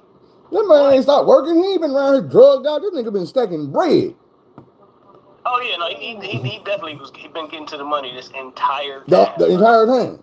Yeah. Like, that nigga get in that movie and didn't stop. Right. But every time I hear a story about him from somebody that's had a personal dealing, it ain't nothing lukewarm about it. They either hate him or they love him. Right. They either tell a story about how he fucked him over or how he looked out way more than what he was supposed to. It ain't never been no, I mean, he was cool. It was nothing, never like that. I'm going to tell you when he got my respect as a motherfucking comedian. See, Cat Williams' coldest thing is, he the king of freestyle comedy. Cat Williams got to write that shit. He'll get up and go in on your ass nonstop and it's going to be funny. Right on the spot. But I seen him do something. I'm like, you know, if you're a good comedian, that's what you do. I remember when Martin went crazy. And then he came out with a comedy skit, and his whole skit was explaining all the bullshit he went through away. In a funny ass way, making it seem like, nigga, I wasn't crazy. This is what was happening. When Cat Williams got in that fight with that little boy and came back and told the story about it, made it funny, made me understand. I say, this nigga right here ain't gonna be stopped. It ain't shit you can do to him, because anything that happen, he can flip that shit and make money off of it. If you can get choked out by a little kid in front of everybody and they cracking jokes and all this shit, and now motherfuckers ain't fucking with you and making fun of you no more. Like, nigga, everybody's not gonna be able to get away from that. That would have killed some careers. That shit would have ended many careers. Yeah, but people still be talking about this. Oh, you got choked out by a little boy. Nigga say that shit to Cat Williams right now and it don't affect nothing. Man, dude, here's the thing though, with him, like it's a whole lot of bitterness. Like that whole interview he did, I'm 50-50 on that shit, because he said a lot of real shit. But then people kept saying he was only addressing comedians that said something about him on that show, when in reality, Shannon Sharp the one who brought the shit up and asked him about it, or asked Steve, or asked Ed. They asked him about the shit. Now, as far as the joke stealing was said, yeah, he did that shit. But this is the thing about it. Why he was so mad at Ricky Smiley. All Ricky Smiley said was he auditioned for the part. They got their own shit that they been into it with behind the scenes all this time. That's why I say, you gotta realize him and Ricky Smiley ain't never got along. They ain't get along before that movie. I believe it. That's why he was saying right then, nigga, I told him I ain't never working with dude again unless y'all put him in a dress. Now I thought that's the one part I was like, nigga, that was a joke. That was a joke. But it was funny though, because you started thinking, and then he was like, what about First Sunday? And I was like, damn, you was in that movie. And that nigga did have a damn dress on. That's what killed it for me right there, because I thought, I'm like, damn, you got to move with the nigga and you put a dress on. Yeah. And then the man was like, man, you been in more movies with dresses on than you have as a man. And that killed him again. Because niggas started thinking, man, every time you in a movie, Except that one crackhead time, you been a woman. Yeah, but see, the thing is, Cat got a little bit too much dip on his chip too, cause he's never been a leading man in the movies. Like when he was talking about people not having range and shit like that, I'm like, hold on, bro, you play yourself in every movie you ever been in. And it's like, name 2 different characters he's played. Money Mike. Then he played the goddamn vampire in Meet the Blacks Part 2. I forgot all about that vampire shit. But that still was the vampire version of Cat Williams. Like, I mean, I don't know. When he said School Dance? shit, I was like, hold on. What about School Dance? That was not the Cat Williams. That nigga was sitting in prison, sitting in School Dance. When he was in prison. That was Cat Williams like a motherfucker. That was not pimped out Cat Williams. That was scraggly beard, rough ass. That was a nigga in prison. That was a pimp in prison, man. Okay. Well, what about goddamn Special Victims Unit? When the nigga played the street nigga with his fingers cut off, sitting there. Do it matter? I just saw that for the first time Monday. I ain't never even seen that before. Hey, me too. I'm just saying. But it's different characters. You see Steve Harvey playing in movies like goddamn You Got Served. He playing Steve Harvey. This nigga name in the movie is Steve Harvey. They all in the same boat. You know what I'm saying? I'm just saying. But the thing is, this man ain't trying to be, I don't know if he's trying to be the biggest actor in the world. He's trying to be the biggest comedian. He's funny than a motherfucker. Oh no, hilarious. He coming to Little Rock. I can't even give him biggest comedian. He coming to, he had his chance, man. He'll be down here next month. I got my ticket last month. Matter of fact, I kind of bought my ticket the day after the Shutter Sharp interview dropped. As soon as that shit dropped, I went and bought the tickets. I said, yep, he did that. See, I ain't like his last 3-4 specials, man. That shit didn't really do it for me. I fuck with him. I mean, now, I'm going to tell you on some real shit. Now, this is what I did not appreciate. Him and my second favorite comedian then got into it. Ali Sadiq. Oh, Ali number 1 to me right now. Ali, that's my guy, bro. I was about to tell you earlier.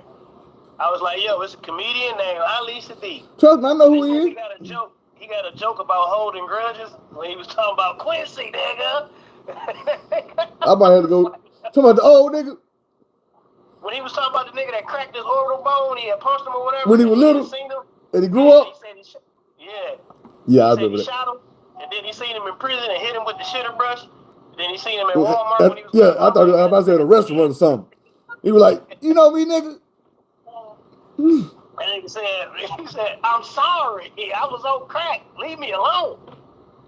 Oh, yeah. I'll leave my favorite right now, man. Dude funny, bro. I ain't gonna lie. Oh, yeah.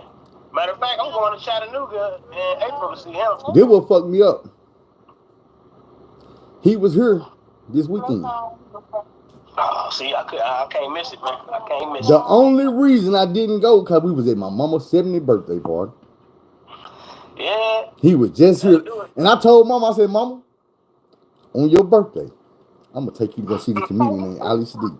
She said, how you going to take me on my birthday when that's when my party? I said, who the hell had a party on their actual birthday? Yeah. Well, when your birthday falls on a Saturday, I mean, shit. Wait, April 27th, I got to go. It's only an hour and a half away. I'm going to take that ride. Shit, March 23rd, I'm going to be goddamn me north of the Ruck, laughing at Kick. He got to be coming through here. I be seeing the little ticket sales on my little Facebook feed and shit. Yeah. Yeah, but Ali. Have you watched both of his most recent ones? The Domino Effect in part 2? Yeah, part 1 and 2. He got one more he just dropped too.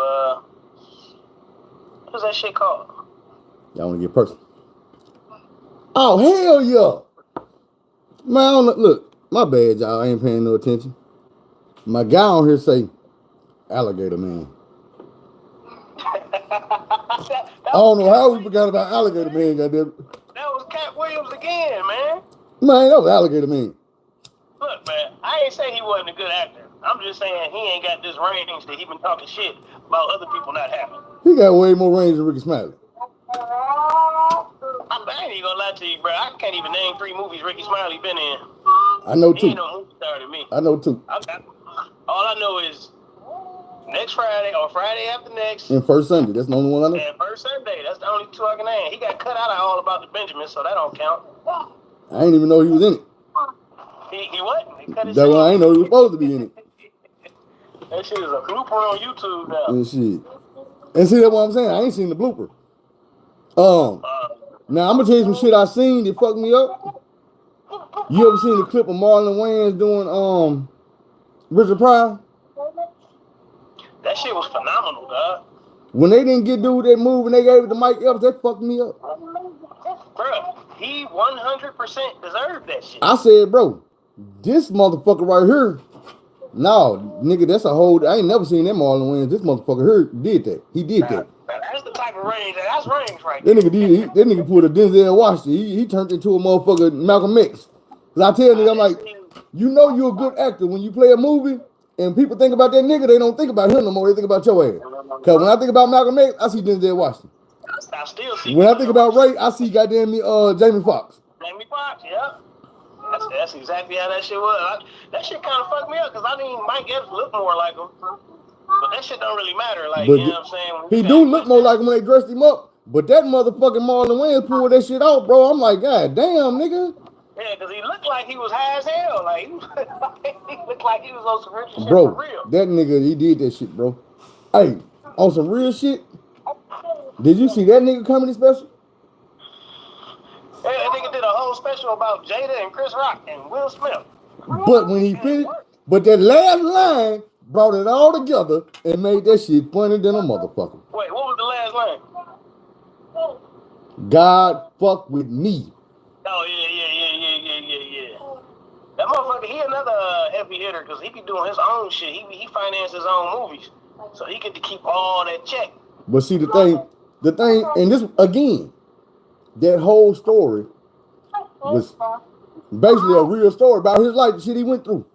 Yeah. He just flipped that shit around, made everybody laugh. And that's what making a good comedian is. I try to tell him, I'm like, look, Bernie Mac got on when he stopped telling jokes and told y'all about his family. Nigga, when the Kings of Comedy told some real shit about his family, they had a whole TV show. Motherfuckers act like they don't remember. When Kings of Comedy come on, when you watching and they talking and they standing around, oh, y'all won't give me no show. Everybody here got a show but me. When that shit went off, all the niggas shows were canceled. Bernie Mac show was number one. That motherfucker went straight to the top, yeah? And it was all about the kids that came from Chicago with a crackhead mama. Yo, did you see the shit where he stole the joke about the bus driver? From that a kid? Kind of hurt my feelings. I ain't really holding it. No. It was really a generic ass joke. No. The thing about that is, the joke belonged to a little boy. That came on. Yeah, I saw it. He told it on Apollo. He paid that little boy for that joke. Oh, he put that little boy on. He put the little boy in a movie and everything. He paid, because they were talking about it. They were like Bernie Mac did. They're like, no, Bernie Mac paid that little boy for that joke. And they showed the little boy telling the joke. And then they showed Bernie Mac. But they were like, Bernie Mac went back when he got that joke from that dude. He paid dude for that joke. He took the joke, made it his own, and he went back and put dude in the movie later on. I was like, that's some real shit. And see, that's what I was thinking. I was like, I wonder if Cat Williams paid JB Smooth for his joke. Because JB ain't never came out. Like, man, that nigga stole my shit. Yeah. He's like, man, and that joke right there is funny than a motherfucker. That's one of Cat Williams' best jokes. So for a motherfucker not to come out and be like, hey, man, that's my shit. Cat Williams must have gone and took care of dude. Because I ain't gonna lie, when I seen JB Smooth, I was like, oh, man, Cat Williams. Come on now, man. You can't say you didn't get this from dude now. They say JB Smooth might be one of the most stole from comedians out there. They say people stole a whole lot of his shit. It might be, and you know what? My thing with JB Smooth is he got some shit. His delivery ain't that funny. It's like I try to tell people, you got a lot of people in the industry that can sing their ass off and they can write their ass off, but their appearance ain't what a motherfucker want to put on stage. So they be like, hey, we want you to write for Trey Songz. We want you to write for Lil Mama or write for whoever this is over here. It's like, I was trying to explain to my mama, I'm like, they did Neo like that for a long time because he had a fucking bald spike. Finally, the nigga put a hat on and was like, nigga, I'm going to the studio. And they were like, Okay, but don't take that hat off. One day that nigga got so big he took the motherfucking hat off. Career over with. Nigga ain't heard from Leo since. He back in the back room doing this here. Right? I mean, shit, he's still getting paid. Yeah, but you took the fucking hat off. Hey, man, everybody want to see that dome. I had to explain to my people, I'm like, man, y'all know American Idol. I'm like, do y'all think that's not rigged, it's not set up? I'm like, put it like this. Oh, of course. I'm like, put it like this. Take a dude like, well, the Velvet Teddy Bear, what's the dude's name? The one, you know, big dude? Ruben Studdard. Ruben Studdard. Now, the Ruben Studdard we remember singing the Velvet Teddy Bear, the jacket on, and he want to sound like, but do you remember when he first came out, big nigga, gold chains on, jerseys, hat backwards, gangster than a motherfucker from Alabama. Big ass linebacker looking ass nigga. Wasn't nobody fit to buy your album, bro, you out here singing. But if we present you to America like the all-American dude that just happened to make it, everybody fall in love with you over a 9-week period watching you on TV, by the time your album come out, bro, it's going platinum. And it did. And then the next year, we might take a motherfucker like Clay Aiken, little skinny, nerdy, ugly, weird-looking ass, and make him a star, and now he platinum and he big. And we might take this girl over here, she big and she's chubby, but she can sing her ass off. Guess what she doing now? She got her own goddamn TV show like she's Ricky Lake or somebody. She got a fucking Oscar, too, don't she? That's what I'm saying, but these were supposed to be all-American people. No, they wasn't. These are people that the industry already knew about their talent. They just didn't have a way to present them because of their looks. But they came out with American Idol, and now all these motherfuckers, every year we're going to put a new one out. And the ones that we don't put out, we're going to put y'all on the show so we can still put y'all later on. We have an excuse because everybody know your talent. They can sing you. Actually, the most successful motherfuckers is the ones that don't even win that shit. Now that I think about it. I'm saying, but they getting all the exposure. Everybody not going to love you, but there's millions of people loving everybody that go up there. Not just from America, China, Japan, Africa, everybody watching this shit. You know what I'm saying? So, shit so big that they had to take it over to Great Britain. Great Britain got talent. Africa got talent. You know what I'm saying? Hey, them African joints be funny as hell because they be holding the shit out them African contestants. This is what I be tripping on. I remember when they used to have the videos of the African kids dancing, doing Michael Jackson dances and all. I'm like, damn, these little motherfuckers over there killing it. These motherfuckers killing shit. They ain't got shit else to do. Shit. Creative than a motherfucker. Oh, man. Hey, I'm about to kick you out, bro. You doing too much. Man, let me see. I need a,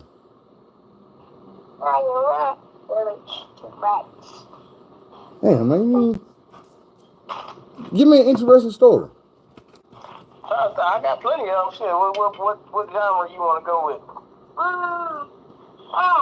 I don't know what all genres I got with you. That's what I'm saying. It's time for me to learn something about my cousin. I've been in Atlanta for 23 years now. What was it like when you first got there? Man, being from the city, man, these motherfuckers, I got robbed 2 days in a row. Shot at the second time. All because I thought these country boys wasn't on nothing.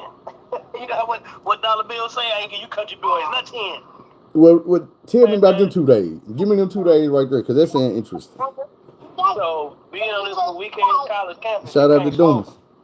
You can't smoke just out in the open. So, you got to hit the back streets, right? So, we walking, there's 3 of them. We walking and smoke. 2 of my homeboys from Detroit. Got some yummies, though. We walking and smoke. Dude pull up, I'll never forget this shit. He pull up in one of them T-top cutlasses. This shit was rusty as shit, but the body it was nice. So he said, "Yo, what you smoking on? Let me buy some."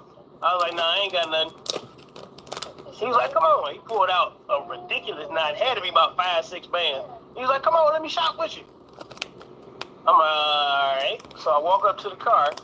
He say, "Hold on." He sit the money down, turn around, pulled out the biggest chrome 4.5 I ever seen in my life. Started patting my pockets. His homeboy get out the car, and he had a double barrel something this is the only time I've ever seen this gun. But it was about the size of a pistol, but the barrel on it was like a shotgun, but it wasn't a sawed-off. I don't know what the hell this was. And he walked up to my homeboys, relieved them of their chains, and I had my watch on at the time. It wasn't even nothing fly. You with your "Hey, homeboy? that's a fake watch?" I'm like, yeah, man, it's fake bullshit I got from the flea market. He said, take it off. Give me that. I said it's fake. He said, bitch, take it off. I was like, oh, shit. This is broad daylight, by the way. I'm like, shit, so. No, I used to be a robber, bro. That's on a Sunday, as a matter of fact. Very next day, we leaving the gym from hooping. We hop in the car with one of the homies. He pull up to the spot to get some weed. He parks in front of the house. So behind us, the house is behind us. So it's about 7 niggas on the porch. I say about 7 minutes go by, he taking too long. I turn around, I see 2 dudes with rags on their face, and they both got pistols. I see feet hanging off the porch. Cause they laid everybody down. So all I'm seeing is feet and 2 dudes with guns. And the 2 idiots I was with, they in the back seat laughing and going on. I'm like, oh shit, they getting robbed, bro. As soon as they do that, that's my homeboy Harold, his scary ass. He jumps out the car and takes off running. When he jumps out the car, we had been sitting in the car for so long, the alarm went off. Do you know these motherfuckers start dumping it? I'm talking about dumping. So I'm hauling ass down the street. I done lost both of my shoes because I'm running so fast. Another one of the homies that ended up pulling up. I jumped through the window into his car and pull off. I'm thinking them fools was dead because I had seen feet hanging off the porch. Yeah. So I'm thinking they done got shot. So I'm looking and I'm like, yeah, I think I go to school in the middle of the hood. Like I can't take this anymore. No more walking and smoking. This is the bullshit. 2 days in a row. I ain't get robbed the second time, but they damn sure shot at us. God damn. Motherfucker took my watch. My mama bought me that watch. What kind of watch was it? Oh, it was one of them. I think it was a Citizen, but it was the kind with no battery. It was the kind that went off of your pulse, and the shit. It was dope. And I hadn't even been out there a whole month yet. Robbed the shit out of my ass. What's another thing? Oh, I was saying, I don't think that ever happened to me. Yeah. From Oakland? I got locked up for a suspended license one time. And I'm sitting there waiting on the payphone, and this is right when Tell Me When to Go It came out. And I hear this voice. I'm like, well, this nigga sounds just like Keith the Sneak. And he hung up the phone and turned around, and I looked. I'm like, oh, shit, that really is him. Chopping it up with that nigga. I looked him up when I left. This nigga was in there for heroin possession. I'm like, bro, who still does heroin? A lot of motherfuckers. I'm like, yo, man. Yeah, matter of fact, it was that's back when Gucci was in there for like about 2 years. I ain't see him though. He was in there, but I ain't see him. I was messing with a female, Shamitra Latrice Shoemaker. Oh shit, you read the whole name. Yeah, she was working at the county jail up there when he was locked up. I used to be on the phone with all the, you see Gucci Man? Nah, I ain't see that nigga today. Nigga, I work in the front. I don't be seeing them like that. Hey, you see Gucci today?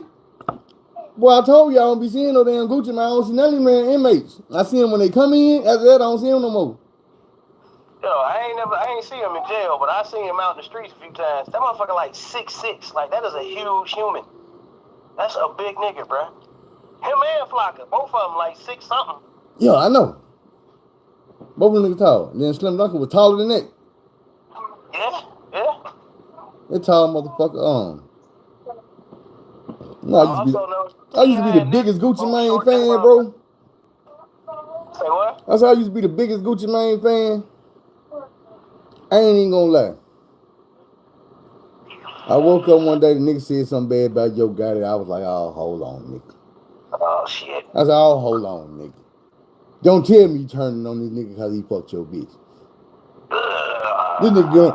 This nigga dropped the album on 10/17. I said, man, no, he didn't. He pulled the album back. You still crying about that shit? Man, this nigga, what type of rapper do that? I said, man, you mad about that, bro.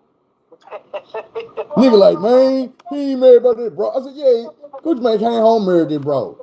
I said, man, y'all act like do y'all not remember that Gucci Mane was with a stripper when he got robbed? Y'all think this ain't the same bitch? This bitch been setting this nigga up all his goddamn life. Fucking all his homeboys. And he married the bitch. We don't want to call a nigga a bitch because that's his wife. She a wife now, so. But I'm just saying. I seen through all that shit, Gucci. You ain't who I thought you was, nigga. Niggas don't remember this, but when Gucci had killed Jeezy homeboy when they was trying to murder him, that nigga Gucci was showing like a lot of remorse for that shit. So when he was talking all that, we smoking on Pookie Love shit like that, I remember when he was like, yeah, man, it's a sad thing that somebody had to lose their life, but I was about to die, and that's that other, and I feel bad for his family and all this other shit. This one he was looking at some time. But that ain't the sucker part, though. The sucker part to me is, Gucci, you been rapping about that same body for the last 27 years.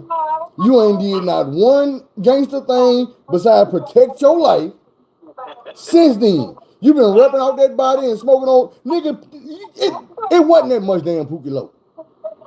Y'all done smoked that shit up way back then. That's all gone. And you still talking about, we smoke. No, you not. Nigga, that pack wasn't that damn big. Shit, Chia used to lay down the street for where that shit happened, man. I actually smelled that dead body. Because you know they ain't find him for a minute. But this the thing about it. You Gucci, you the killer, you goo wop, you that nigga. You got the shooter, bro. You didn't do nothing to the nigga that sent him. Yeah. So you don't get to claim gangster. The nigga who you know and told everybody, man, I got 10 bands on that nigga chain. Nigga pop at you. And just cause you killed the nigga shot, bro. That wasn't no gangster shit. You had to cut the head of the snake off. If we would have heard Jesus with dozens of shots, I'd be like, Gucci's the most gangster man ever. Oh, no, that motherfucker. If we would have heard that, like when I used to hear about Gotti and nigga was fucking with Gotti, and then they think, you know, Boo Dirty had a bullet hole in the booty cheek, and then somebody would fuck with Gotti, they had a bullet hole in their booty cheek, and then Golf would fuck with Gotti, had a bullet hole in their booty cheek, and they were like, everybody know if you fuck with this man, you gonna get shot in your ass, bro. That's the real talk. He got a reputation for putting bullet holes in their ass. Everybody fuck with him, got 2 booty holes. Yeah. The rest of these niggas don't have this reputation. They got a lot of rap and all this other shit. And the one nigga who don't rap about what he gonna do to a nigga, always something happen to the niggas who fuck with him. That's just like I be telling niggas. All these niggas rap about dope. Jeezy, Gucci, all these niggas rap about dope. But if they ever go to jail, it's because they did something to a female, kicked out of the car, spit on her, kicked her. They did something. But you rap about dope. You ain't out here whooping on no niggas. You ain't shooting on niggas. You ain't got caught with a fingernail worth of dope or none of that. I will say this. One motherfucker who I seen with my own eyes, who was popping in the streets and was still... If you say show the low, I'm like, of course. 2 Chainz, everything that motherfucker talk about, that nigga wasn't playing, bro. But check this out. What was I about to say? Hell, I forgot. Oh, no. This is what I was going to say. The one rapper that actually got caught with some motherfucking birds. I'm talking about birds. Work millions and millions and double-digit $1 million worth of dope. Is a nigga who ain't never rapped about dope in his life. John Forte from the Fugees.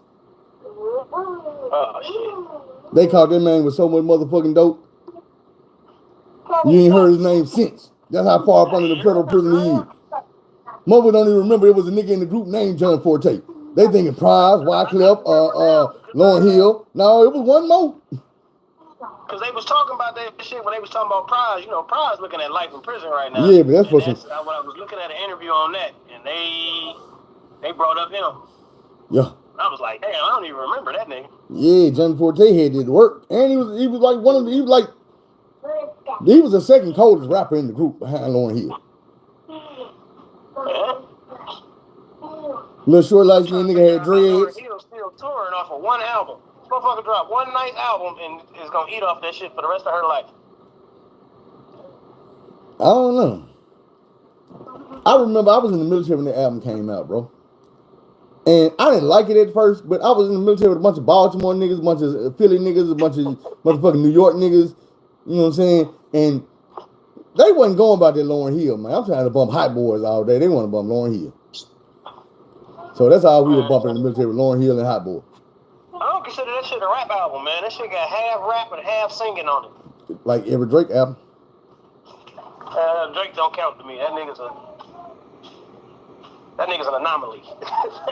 He not even that to me. I tell him, he's just a plant. He's a plant. The same people that everybody be scared to say their name, they race. He's one of them. He came from a different country. They brought him over here. He do not rap. They wrote raps for him and gave them to him. The nigga got #1 albums, but he don't write music. They give it to him like, here, we're going to take this from some of the coldest people and give it to you. Why can you pull this off? Because you was an actor since you was a kid. Nigga, you not that motherfucker. I 100% agree with that. He's a creative player. Like I say, he's a creative player. He went from being the biggest nerd in the motherfucking world, them goddamn glasses, their little goofy ass throat, them chubby cheeks. They made that man. They tried every look on him, every beard and mustache, every piece of braid and twist until they found the look that they might like, and they put a heart in his head, whatever it take. And they stuck it with Lil Wayne. Put him with Lil Wayne, put him with Baby, had money in the Minaj. When he got too big, they broke him off by himself. Got him taking pictures at a table, drinking out of glasses that you shouldn't even be pouring liquor in. So the table was empty, and he's just sitting there with a fucking owl. You know what I'm saying? But fuck it, it's Drake. I seen a video of Drake this morning, and they were like, whatever he did, he got up and probably last night, the nigga ended up going to bed. And they're like, you should have my life or some shit like that. I'm like, nigga, I don't want no life when I go to bed. I gotta have a motherfucking camera in my face watching me sleep. Yeah. Nigga, you know what I do when I get in bed right before I go to sleep? I get personal. I don't need no cameras. Okay, I had no quality of life when you that famous. I was at a bar one time. Listen, y'all had to be cutting my about bread. 120 people in there. And Drake went to the bar next door. Yeah. There was 3 people left in that bar by the time everybody found out he was in there. Man. You can't go nowhere, man. Ugh.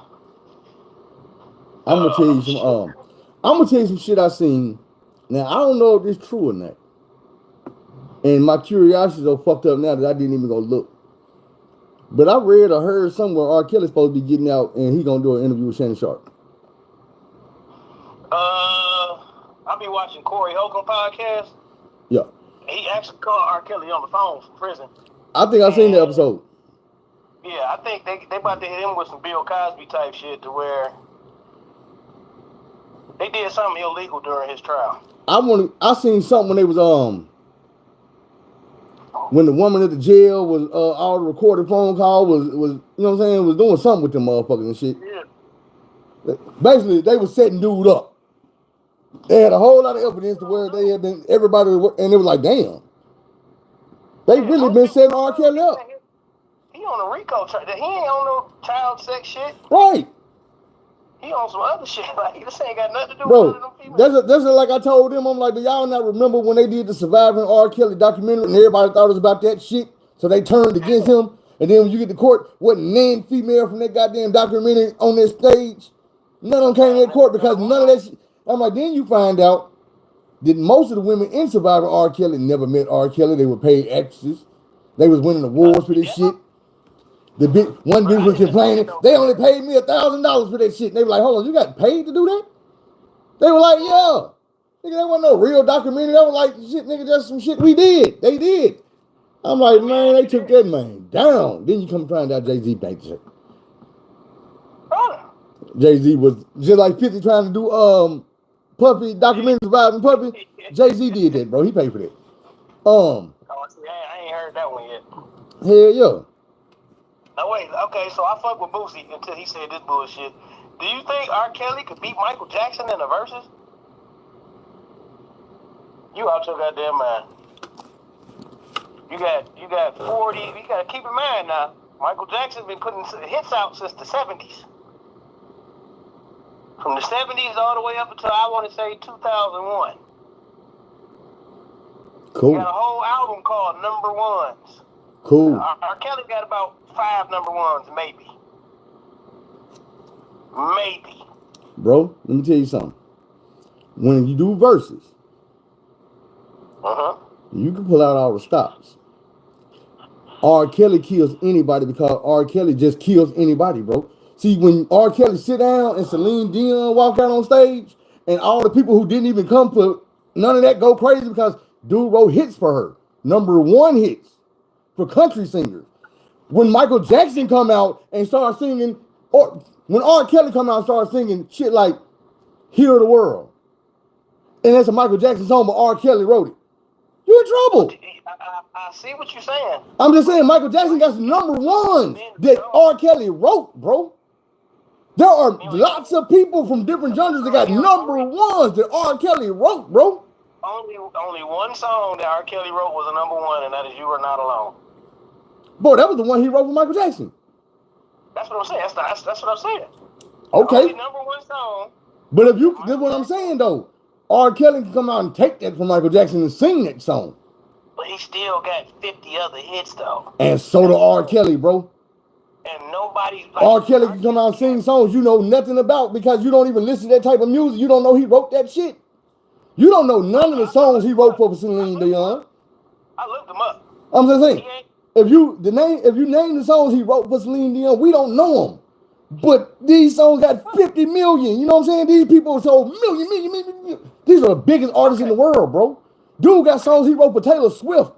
Biggest songs in the world, bro.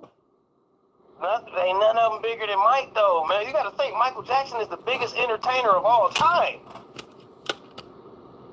Bro. Okay, he bring out Celine Dion. What you gonna do when Mike bring out Paul McCartney or Janet Jackson? Or then he gonna bring out the other motherfuckers he done worked with, bro. He done wrote songs for these folks. That's what I'm trying to tell you. Go look up the shit this man done did, bro.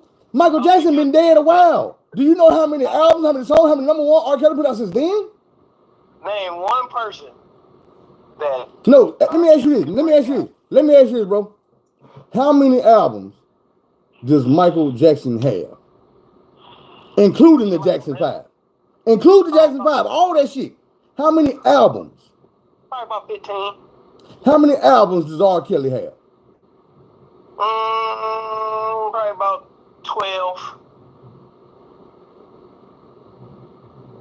And R. Kelly albums don't be selling like that. If not compared to Michael Jackson.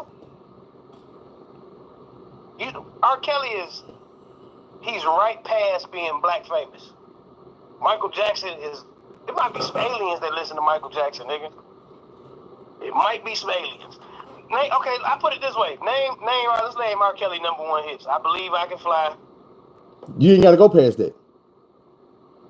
You don't have to go past that.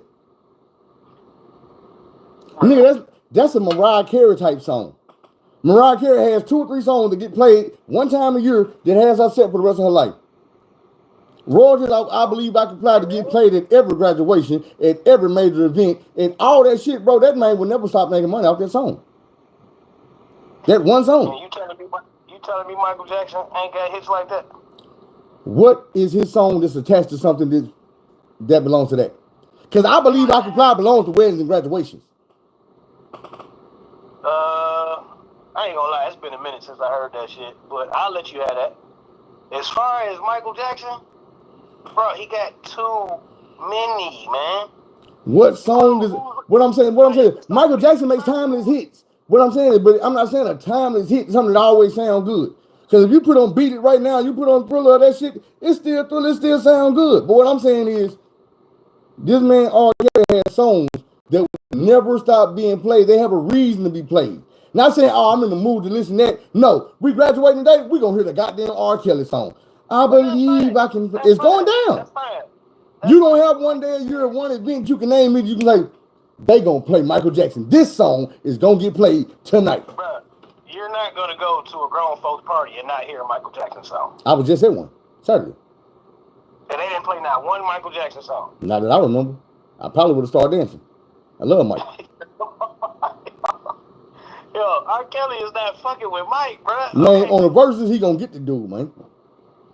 On the verses, he gonna get him, bro. Nah, man, he got too many unfuckwitables, man. Like, you play that Dirty Diana, R. Kelly don't have a song better than Dirty Diana. Do we gotta go down the list, man? Hey, man, we can do it. We can do it. Do we gotta go down the list? I'm telling you, man, we can go down the list. Okay, name a song better than Dirty Diana. What do you mean, better? Like, name a song that R. Kelly got that would beat Dirty Diana since it's a verse. I don't know how to say one song or beat another song. I'm just saying, bro, I seen Michael Jackson do a verses with a nigga and lose. If I tell you who it was, you're gonna look at me like I'm crazy. like you're crazy. I know. But me and the rest of my people know, we remember Michael Jackson challenging a nigga named MC Hammer. Nigga, that was a dance contest. I don't give a damn what it was. It wasn't no dance contest. They did a song for song, black and white versus Too Legit to Quit. They premiered the videos on the same night. It wasn't about dancing. About who had the bigger hit. This man came out with James Brown. That was Michael Jackson's idol. He fought dirty. At the end, he had the glove. James Brown told him, "Bring me back the glove." It was a battle, bro. They was versing. It was who was dancing against each other. Matter of fact, now that I think about it, when Black and White came out, they came out on the same night, bro. After The Simpsons, yes. Was in the original video. I remember because that shit came on. Yes, nigga, it premiered after The Simpsons. Black and White premiered first, and right after that went out, they played Too Legit to Quit for the first time. They was going against each other, bro. It was a big thing. That's why at the beginning of the video, he is talking to Bobby Brown and James Brown. James Brown told him, "Hey, I don't know if you're ready for the glove one. You're going to need a little bit of this. Woo! And some of this. Ha! He was hitting him with all the moves. And then he told him, "Now bring me back the glove." And that man went on fire, came back and hit that, "Too legit, oh, too legit," and brought that man back that glove. That was his godfather. But it was Michael Jackson, hero. Crushed him. Crushed him. Crushed him. You discredited yourself with this. Say, bro, you got to be for real, bro. I know you was a kid, but when MC Hammer was rapping, he was the biggest thing in the world. He was bigger than Michael Jackson, bro. He was bigger than Michael Jackson, bro. You crazy if you don't remember that shit, bro. I remember MC Hammer at his peak. Do you? Do you remember MC Hammer on stage with 100 motherfucking dancers dancing way harder than Michael Jackson? You can't say. Movies, videos, Barbie dolls. Nigga, MC Hammer had an MC Hammer Barbie doll, nigga. With MC Hammer pants. They sold MC Hammer pants in the store. This nigga had his own candy, had his own soda pops, own TV show, his own cartoon. MC Hammer was a big deal, bro. They wasn't playing about that man. The Addams Family, all that shit. I remember when he jumped off the Taco Bell and he had all that. Wasn't no rapper getting Taco Bell endorsements and Pepsi endorsements and this. This nigga was a rapper going ham. Everything. $10 million a month water bill, bro. $10 million water bill. Everything you just said, Michael Jackson did it times 10, bro. Nigga, Michael Jackson ain't never had a $10 million water bill, bro. Because he got fish tanks built in the wall in a $20 million mansion. Just stupid ass shit. Just stupid ass shit. $10 million water bill?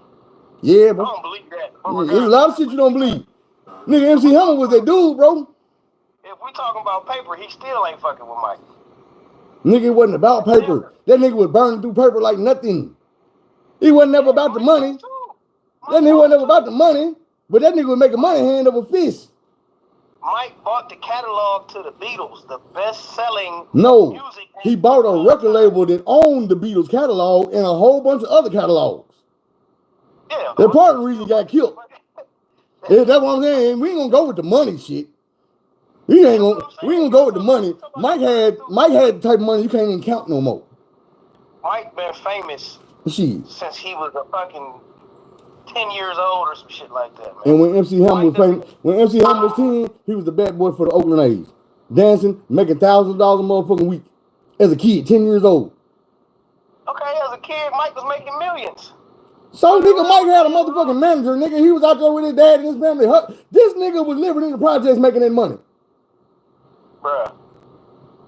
MC Hammer is not fucking with Michael Jackson. Bro, you got the game fucked up. I can't believe you said that. But MC Hammer, don't get me wrong, he was a big deal. Anybody on my thing right now, just hit your phone, Google this. At MC Hammer peak, who was his rival? Only person that ever rivaled MC Hammer was Michael Jackson. It was them two, bro, at the peak. At the top. Them two niggas. There wasn't no Mike up here, MC Hammer down here, looking up like we here and everybody. No, they was here, bro. And it was a period of time where Hammer went past Mike, bro. You can say all that shit because Mike dead now. So, of course, you want to give him all the flowers and you was the best. Bro, it was a point in time in life where this man was a bigger name than Michael Jackson. You just got to admit that.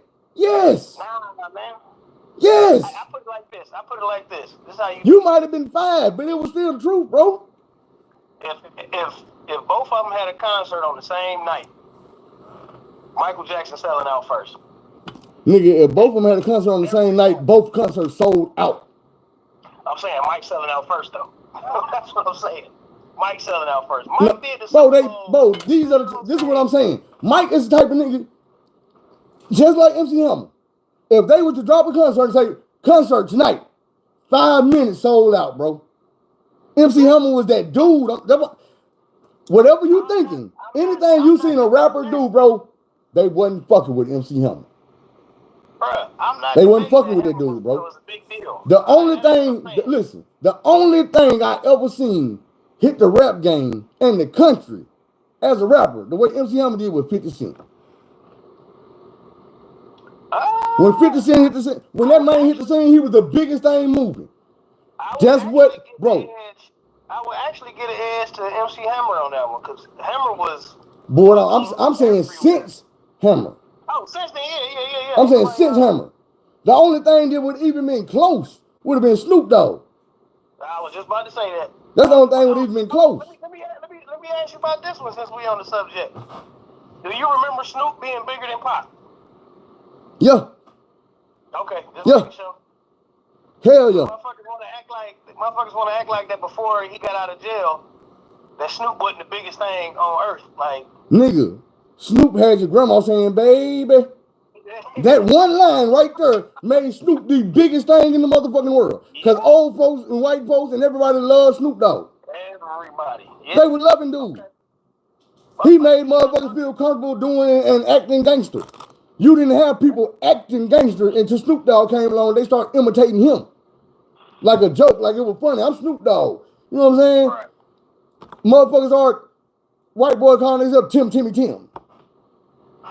It's a joke now, but it's all the nigga had to drop the doggy dog off his damn name. Because they turned it into a damn joke. It was in every cartoon. Man, I found something today, a fucking nigga head up. How about I'm watching a clip of the motherfucking Beavis and Butthead because I was on some cornholio shit. I want to see how this shit started. Now, but look, why did I see these motherfuckers at this dude's house on Halloween fucking up all this candy and shit? You know Beavis can't eat no goddamn candy because that's what turned him into cornholio. So he get to eat all dude candy and the motherfucker comes to the goddamn, hey, you goddamn kids. And I can't say the voice right now. You can do it. It's Hank Hill. This motherfucker come to the door. It's Hank Hill. He got a different name on it, but I looked the shit up. I'm like, hold on, Hank Hill on the goddamn Beavis and Butthead. It's the same Beavis and Butthead. It's the same goddamn voice. But they say it was a different person. I'm like, nah, nigga, the cartoon looked the same, sounded like they like, nah, it's two different people doing the voices and shit. I said, man, but somebody need to get sued then. Cause it's the same. It's the same dude. The only difference is Hank Hill got that short hair with the curl in the front, and this dude had like a mullet. Cause he was a gym teacher too. Probably was, but I know he was fucking his candy up. Yeah. He probably was because he had a name. What is that nigga name? But yeah, when Snoop Dogg came out, he went commercial, and it wasn't his fault. Nah, I mean, he had no choice. It wasn't even his fault. He had no choice. Everybody gravitated to Snoop like, let me get this nigga a hug. He's so lovely and cuddable. You know, nigga, old people wasn't scared of his skinny ass. All the girls loved me that long ass hair. The niggas wanted to be like Snoop. Nigga, it was on. Snoop had everything. It was on. You couldn't tell him shit. And then Pac showed up. And instead of us going against one or the other, ain't nothing but a gangster party. We thought it was all good. I ain't know it was bullshit behind the scenes. Yeah, because I think I saw an interview with Snoop. He was saying that the reason why they was able to put so much money in the Pac is because how much he made Death Row. He was like, so when he got out of prison, I was like, yo, this my nigga. Go and get your shine on. I'm good. Yeah. I'm on top of the world already. Go ahead. That's what I was saying. Like, this is the thing about Snoop. Snoop was so big that album dropped 4-time platinum off the bat. Oh, yeah. They made a move. They had to make a movie about Snoop. Off of one song off of that album, they made a whole movie. Wasn't no real go to the movie. It was just some shit because they had to do something to put Snoop on TV because everybody was going to buy it. So we might as well be the ones to put it out there. So they made a little bullshit movie. Murder Was the Case. Did a soundtrack. Blew up. Anything Snoop Dogg name was blowing the fuck up. Pac was already rapping. This is the thing about it. Pac been rapping for years. Pac did have a #1 album when he was in prison. All Eyes on Me. But who had the #1 album before that? Snoop It Dogg. was all Snoop you gotta Dogg. remember, Pac was rapping before Juice. That's what I'm saying. Yeah, so he was rapping way before, you know what I'm saying, Snoop got on. Pac blew up.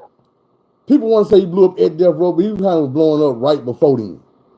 Yeah, because, you know, he was doing the movies and He was doing the movies, but the thing is, when he dropped that motherfucking All Eyes, not All Eyes, when he dropped Me Against the World. Me Against the World, yeah, the shit was hard. Yeah. The shit was hard. It was heartfelt. He marketed because he was in prison. But it still went #1, and that's why they were like, man, dude would be way bigger if he was out here on the street. Yeah, that's exactly. That's why Suge Knight was like, you know what, I'm gonna drop that $4 million ball this nigga out of prison, cause I know I'm gonna get my money right back, and he got the money right back. Damn. He capitalized on the shit. You know what I'm saying? Like shit, the nigga big right now. Suge Knight got a podcast in prison. Somebody want to run that by me? Nigga, look at me. Nigga, you ain't in prison. You think it's hard to get a phone? I don't fucking know. Shit. I'm just saying. You would think that they would, you know what I'm saying, crack down on the nigga, seeing how it is. He's kind of a big celebrity. But he's not putting his face on there. Say what? He's not putting his face on there. Oh, yeah, huh? That could be a nigga just sound like Suge, imitating his voice, blowing up. So they can't prove it. Looking like what Suge gonna do to me, he in prison. Thing is, right, but thing is, how is this fake Suge getting a hold of all these other motherfuckers that he talking to? And where he getting all the information from that he's spilling? And I ain't gonna lie, I need to go listen to some more of it because the shit. Cat Williams said some shit that I've been feeling like just is in my head and it's bouncing. When he said all the lies and everything gonna be exposed in 2024. And ever since then, shit just been coming out on motherfuckers. Yeah, everybody followed, they hopped on the cat train, dog. Man, when I look, last night, I ran across a phone conversation with Monique and Tyler Perry. I listened to that shit today for the first time. Man, It's crazy you say that. I heard that shit. I said, man, these dirty motherfuckers. I ain't gonna lie, because, and it's just being real, I'm not the biggest Monique fan. So when all that shit was going down, I was looking from the aspect of Monique. Bitch, you ain't that funny. That's what the problem is. But behind the scenes, whether her being funny or not, I see where she telling the truth about how these motherfuckers is playing her. How they doing her, and then they smile in front of us like, hey, y'all, it's me, and I'm good, and I ain't fucking up with black people. And then on the phone like, well, shit, what you want then? I'm gonna cut you a check. And her husband had to tell her, hold on now, nigga, don't just cut us no check, nigga. Make it look like you giving us some charity, nigga. You need to go undo the words you said and cut the check. Because you got people thinking that we hard to work with, and now they gonna be thinking you just paid us off because we hard to work with. Like, fuck it, I'm gonna just cut the check, get them on out my way.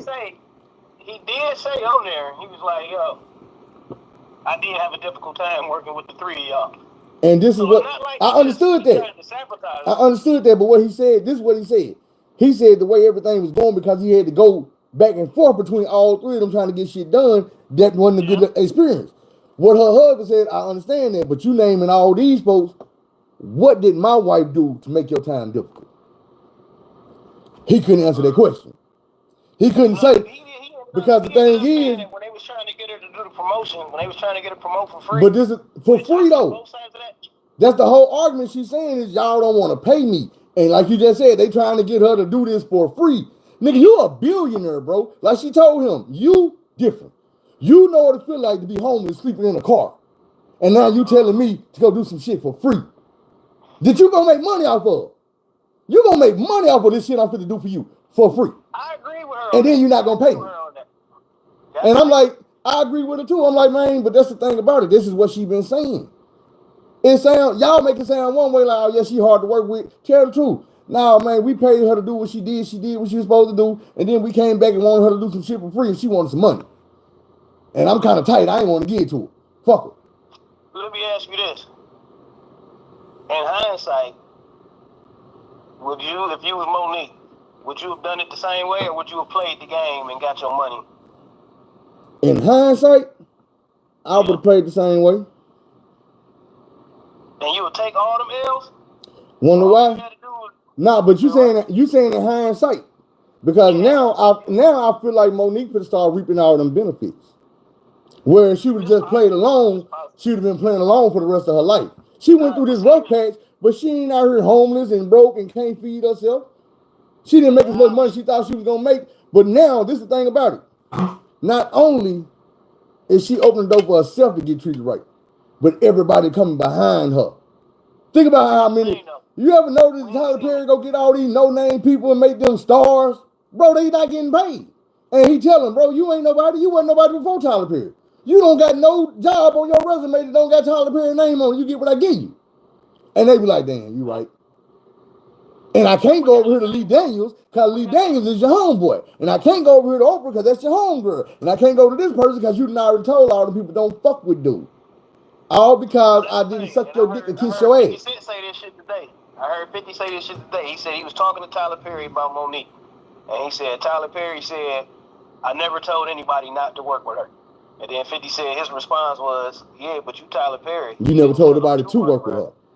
Yeah. Which made a lot of sense, but yeah. I mean, after her interview today, she might have dug herself a deeper hole. Like when you start doing shit like playing recorded phone calls and, you know what I'm saying, coming at niggas, like she was saying some shit, making these niggas look filthy.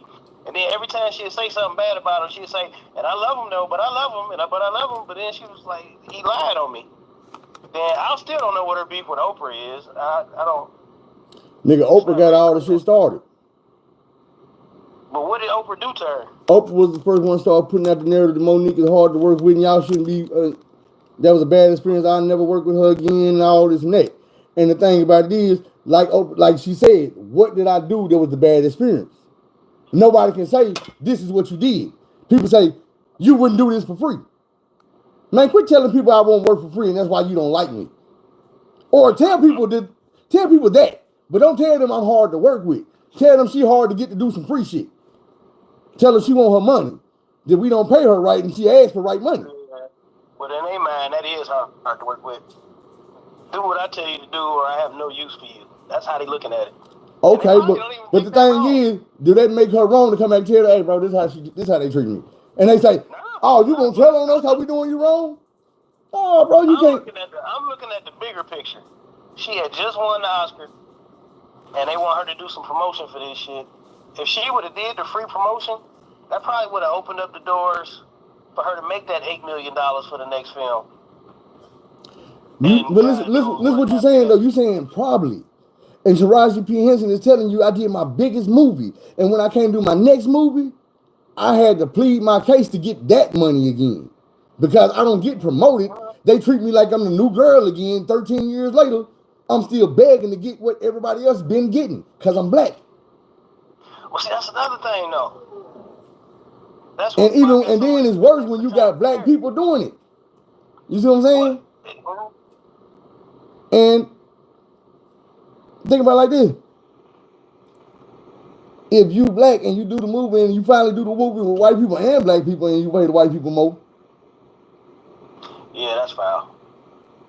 That's foul. Because guess what? Kathy Bates and them got paid good when they did that movie. I ain't the biggest Monique fan, but I do feel like she has some valid points. Well, I'm just gonna be real. Like you say, you're not the biggest fan. I didn't like her. Like when I didn't like the Parkers or none of that. But I wasn't on her side when the shit first happened. But when I started listening, I'm gonna be on the side of the right. I don't give a damn how I feel about you. Yeah. If you right, you right. If you wrong, you wrong. I feel like that because it's been plenty of times where I was right and a motherfucker just didn't give a damn because of who I was. So I had to quit looking at motherfuckers for who they is. If you right, you right. If you wrong, you wrong. It's just, that's all it is. And you might be right today and be wrong tomorrow, and I'm going to tell you about it. Do you think Tyler Perry just flat out told people not to work with her? Or do you just think he was like, yo, this bitch get on my nerves? Because I can see her being an annoying ass broad. And I think at some point, say what? I said I can too. But I'm saying, like, let's say you having a conversation with your movie star homeboys and y'all talking, and you just really just venting, like, yo, this bitch don't need to get on my nerves like a motherfucker, man. I can't stand this bitch. You're really just giving your opinion on somebody you don't like. Now, how you can turn that into You is, sabotage but my the career. thing about it is, you know, in the circle that you in, the shit you saying, if it's gonna affect somebody's career or not. That's like when Dave Chappelle tried to switch it over. He was like, "Man, I know Cat Williams telling the truth, but what part of the game is fucking up a nigga paper?" That's when I started looking at him different. Because I was like, hold on, bro, ain't you the same one who we love because you fucked up your own paper for some morals that you never had? See, it fucked me up when I seen a picture of this nigga, the video of him in a goddamn dress. And I'm like, hold on, nigga. You famous for turning down all that money because you wasn't going to put the dress on. You had already put the damn dress on. And Cat Williams just told us the biggest job you got after you put that dress on is to act like you never did it. And walking away from $50 million not to put it on the second time is acting like you never put it on the first time. Hey, but wait though. How come white comedians can put on a dress? I saw Robert De Niro in a dress. That shit kind of fucked me up. Because that's the type of shit they do. Why is it? I feel you. But see, nobody clown Mrs. Doubtfire. Ain't nobody clown Miss Doubtfire. No? Toodaloo. Like nobody clown John Travolta? None of that. But this is the thing about it. As a black man, we ain't part of that feminization that's been around for so long.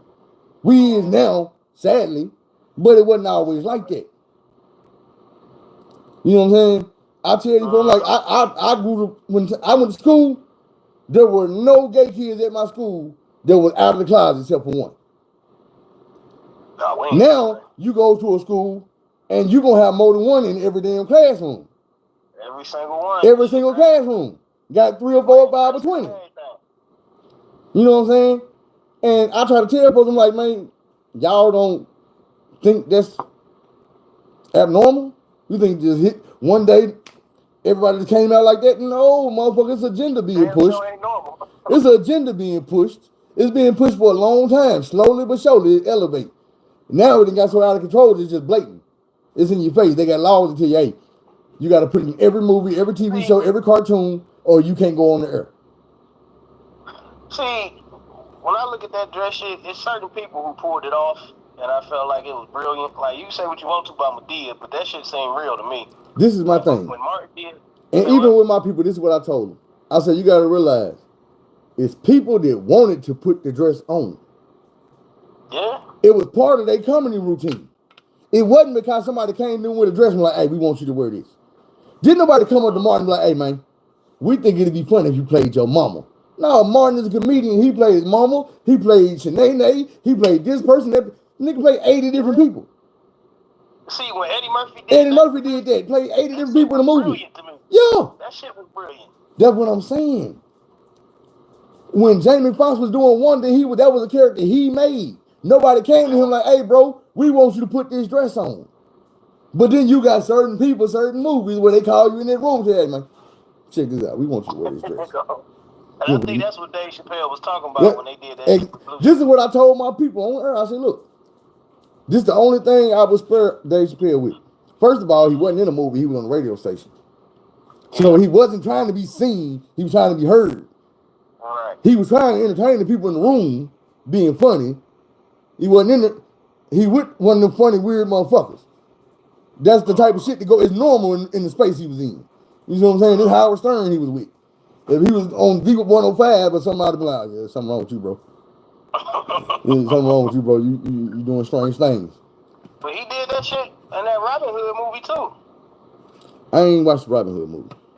It was called Robin Hood Man in Tights. I remember the movie, I just didn't see it. He was in that shit. He wore a dress in that shit too.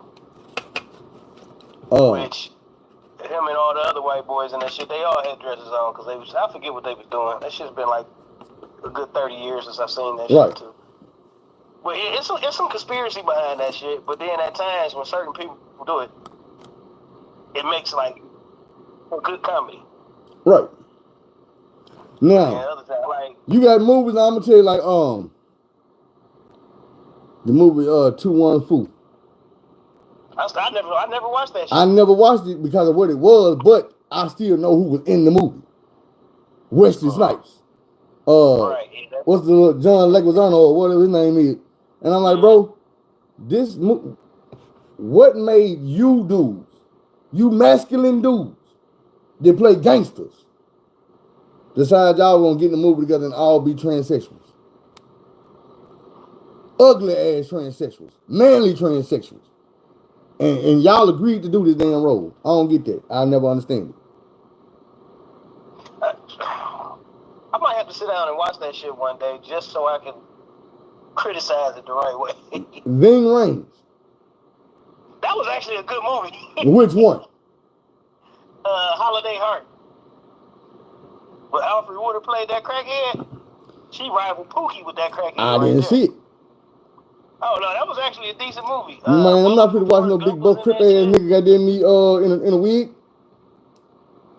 Bro, you might want to watch that one. And it's sad because I don't even watch no sad movie about no transsexual, bro.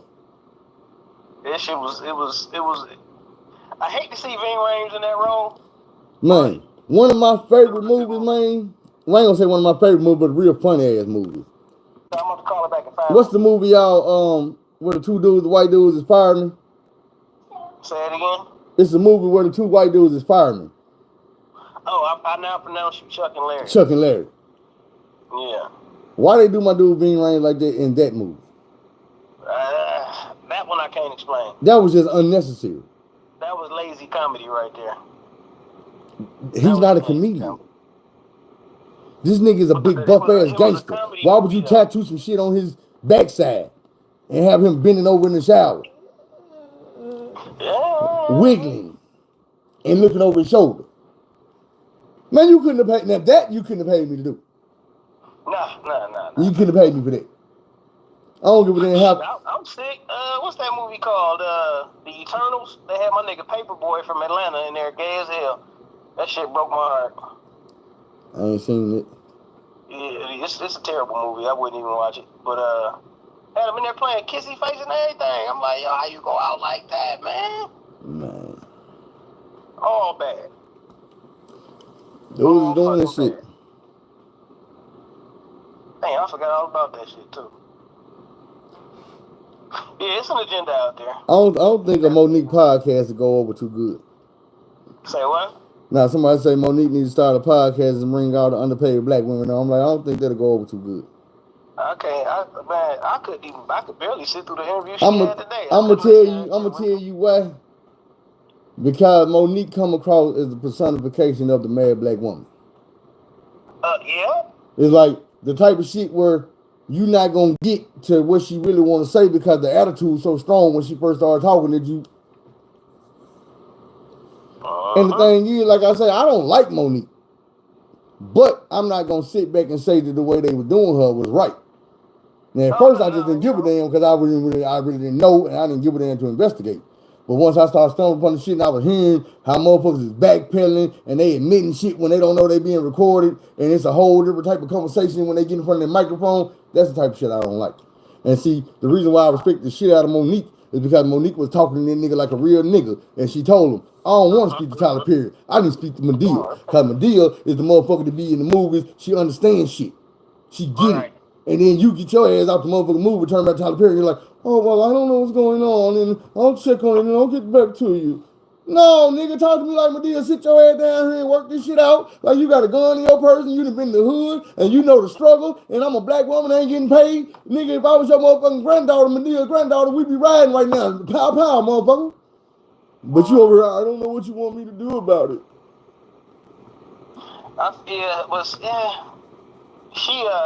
She been in Hollywood too long to not be able to recognize some fake shit when she see it. She know that man ain't trying to help her. Right. She could have just, bro. Like, she wasted her breath at this point. And he's gonna go on, and he's gonna keep making his money, and he's gonna keep being a terror. At this point, bro, it's the right time for motherfuckers is upset about all the shit they hearing. They stop fucking with these motherfuckers. Like motherfuckers actually turning on these people, bro. They turning on these people, money, bro. I'm trying to tell you, people respect money. They don't give a fuck about integrity. They do respect money. But the thing about it is, bro, if Tyler Perry get these black women turned on him, it's rap. Your money can go down as fast as it went up and faster. You can lose a lot of money when you faster you can make a lot of money. They ain't gonna do that shit behind Monique though. I don't see that happening. That's what I'm saying. It ain't just about Monique. But boy, if a motherfucker like Roger P. Henson get involved and shit start mounting up, you let 2, 3 other motherfuckers like how they did Bill Cosby. It wasn't shit at first when they had 5, 6 motherfuckers, but a month later when there were 46 motherfuckers, Bill Cosby was on his way to jail. It went from us not giving a damn to us saying, hold on now, to us saying, man, free Bill Cosby. That shit elevated quick than a bitch. It turned into 50-something real quick. Real quick. Same way that shit happened to Puff. It was Cassie, then all of a sudden it was, damn, nigga, you killed Tupac, you killed Kim Porter, nigga, you killed Biggie, nigga, you killed Jimmy Hoffa, nigga, you killed the little nigga from B2K, you killed the nigga with the one eye from Immature, boy, Craig Mack, G Dep, you got him locked up, you got Shine locked up, boy, you damn near killed Jennifer Lopez. Say what? Talking about letting G Dep out. Shit, he free. He is? Damn. They about a week or 2 ago, when all this shit came out about Puff, they had reversed. No, I don't know if that's what it was, but he got out. Yeah, because he turned himself in. Shit. But Craig Mack did. Biggie did. That motherfucker was sick. He was sick though. He was, but I wonder what. Mace would have been dead. Look, nigga, Mace turned into a preacher. Shine turned into a rabbi. Them the motherfuckers that survived. You had to run to the church. Yeah, Loon like a imam or something. Yeah, Loon a goddamn rabbi too. Yeah? Yeah. That nigga got the motherfucking curls and everything hanging upside his damn head. I seen it. Damn. That's one motherfucker. I ain't never met Puff before. I ain't never even laid eyes on him. Well, you might want to be glad. What Cat Willie say? You got to tell him. You got to tell him no. Oh, Puff gonna ask you to party. The funniest shit in the world is him telling Fabulous, hey Fab, why you ain't never party with me on my birthday, Playboy? Motherfuckers look so. Then he's like, man, I party with you. Yeah, it was just me and you, like I want to party with you. I been like, hey bitch ass nigga, you say one more word to me about party, I'm coming across the table on your head with 2 bottles. You know, that motherfucker Jada Kid's face was looking so disturbed. Boy, everybody was looking like, man, look. That's why I couldn't even been the host, because I've been asking niggas, I've been like, bro, how you feel when Puppy asks you about parties?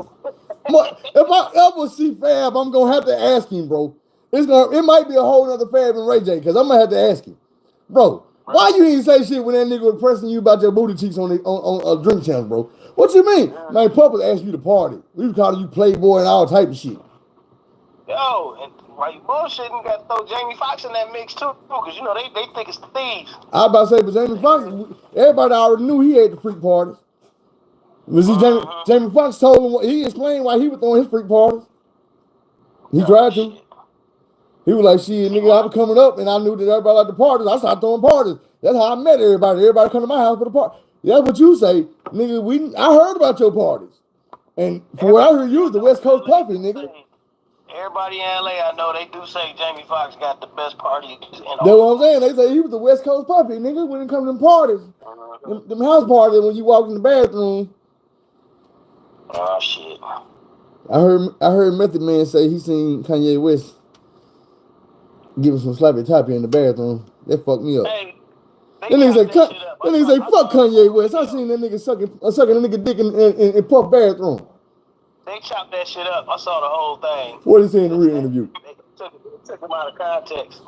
Cause that shit was funny to me. I said, damn, no. That's fucked up. Damn. Okay, we got to wrap this shit up. My wife blowing my phone up. Shit, nigga. Go handle your business.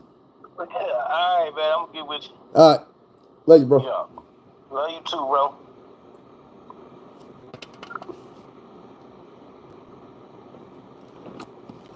I guess I'm going to take you out to the door, man. This dog been trying to get outside for a minute. Look, she just popped up so fast, like, nigga, we ready to go? Yeah, we going to let you outside.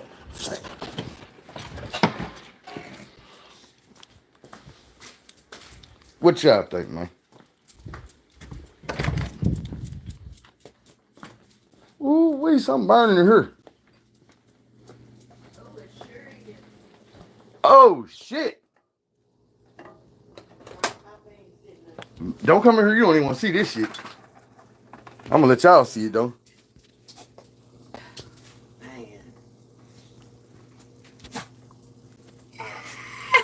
camera won't. Oh, hell.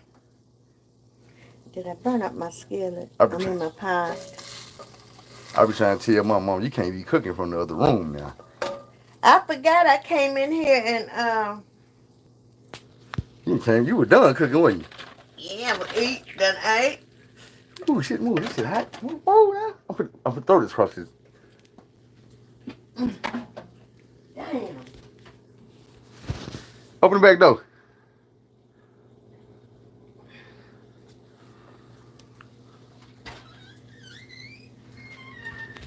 Hold on, y'all. Oh, don't be taking pictures. I'm not taking pictures. I'm trying to figure. I'm telling them to hold on. This shit. Get out the way now.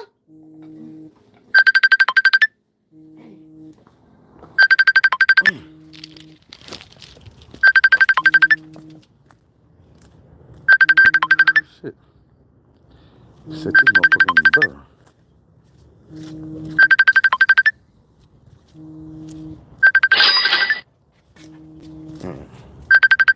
Nephew calling. Cuz hit me up. I'm burning the house down. Oh, let me hit this nigga up.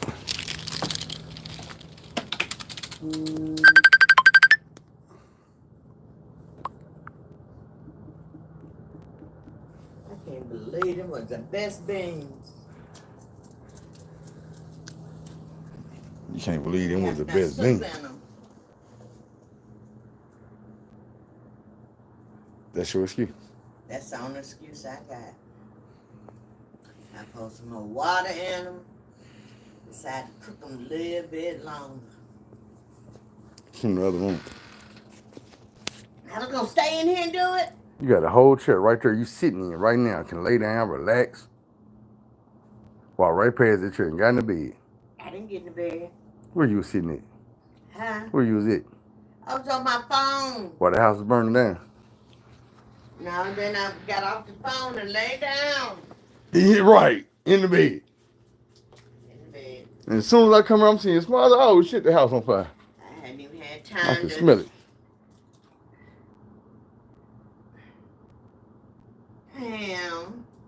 Nah, I ain't running nobody in prison from Chattanooga. I used to be in love with a girl from Chattanooga though. They were burning beans. So thick and beautiful. I'm hurt over that. I hope I didn't destroy my pot. That where you from? Let me see. Y'all know I be saying people's names. So.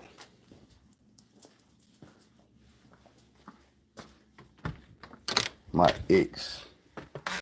Come on, Zane. From Chattanooga. It was so fine. Her name was Chastity. Last name Parks. I be trying to tell you, but these women I be talking about be beautiful. Like, not like your baby mama beautiful, like that woman that you look at and she be on TV and you like, damn, she fine. I be getting them type of women sometimes. I don't know, not every time, but sometimes. I done had some beautiful women that I don't know how the hell feel pull that. You pull up and be like, damn, boy. You did your thing. I just didn't know this. She be pulling up and they be like, damn, girl, you did your thing, that nigga. Shit. I ain't gonna lie. I met her when I came home from prison. And I quit talking to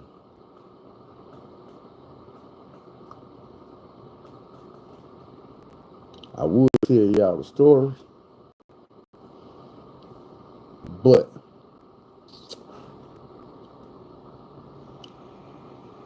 it ain't nothing but another dirty rotten scandal. So we gonna wait and tell it later. You feel me? We just got another dirty rotten scandal. Damn, I probably shouldn't have said that whole damn name like that. Well, you know, when you part of my life, sometimes people got to know who you is. You know. I remember she used to be fucking this vice lord nigga out there. They don't say she was fucking with the nigga, but I guess the nigga was her ex or something. He used to try to get back with her when she was married. Man, I put a slide through Chattanooga and goddamn me do that nigga something bad. I remember when old girl I was messing with in Atlanta. I was fit to move out to Atlanta. Matter of fact, I was gonna move in with my cousin. Man, what's wrong with her? Come on. She trying to go back outside. Let her. What's she going back outside for? Yeah, she probably didn't use it when she was out there. Come on, go. Bruh. Oh, let me see, dude.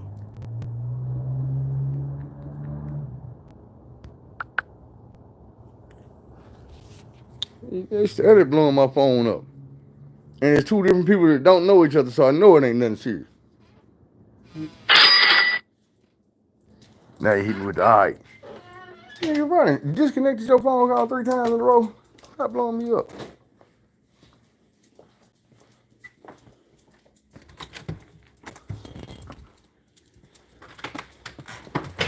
Ooh, boy, stink over there. Hold on, I'm about to tell. I might need to leave that door open for a minute. Cause the fan's on. It's like it hurt. Y'all smell it? That's how we almost died. I guess so, because I don't smell it. I smelled that shit as soon as I hit the door. The hell? I'm burning. Then I looked up and seen the smoke. That's burning up in my nose. I was expecting you to be in the kitchen when I hit the corner. In the kitchen burning up something? In the kitchen getting whatever what, mama. I can smell it, so I know when you smell it.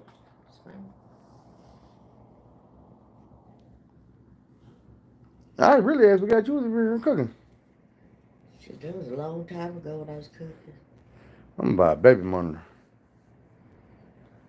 Put it over there in the corner. What that gonna do? I can watch you from my office when you be in the kitchen. That's the only time you need supervision, when you're in the kitchen, because you'll leave the kitchen and still be cooking.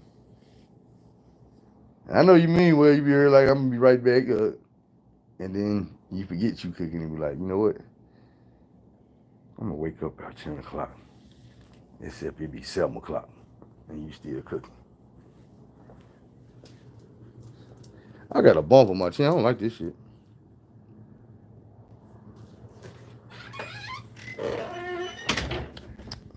Guess who I talked to yesterday, y'all? I talked to our friend, Miss Carol. She don't care about us no more. She got her a friend. Some new dude. Been making her feel all special and shit.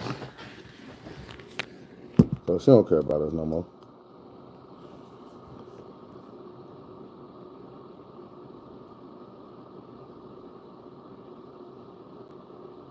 Nah, it ain't like that in the States. Shit, I ain't think it was like that in the Feds. Nah, in the state, at least here in Arkansas,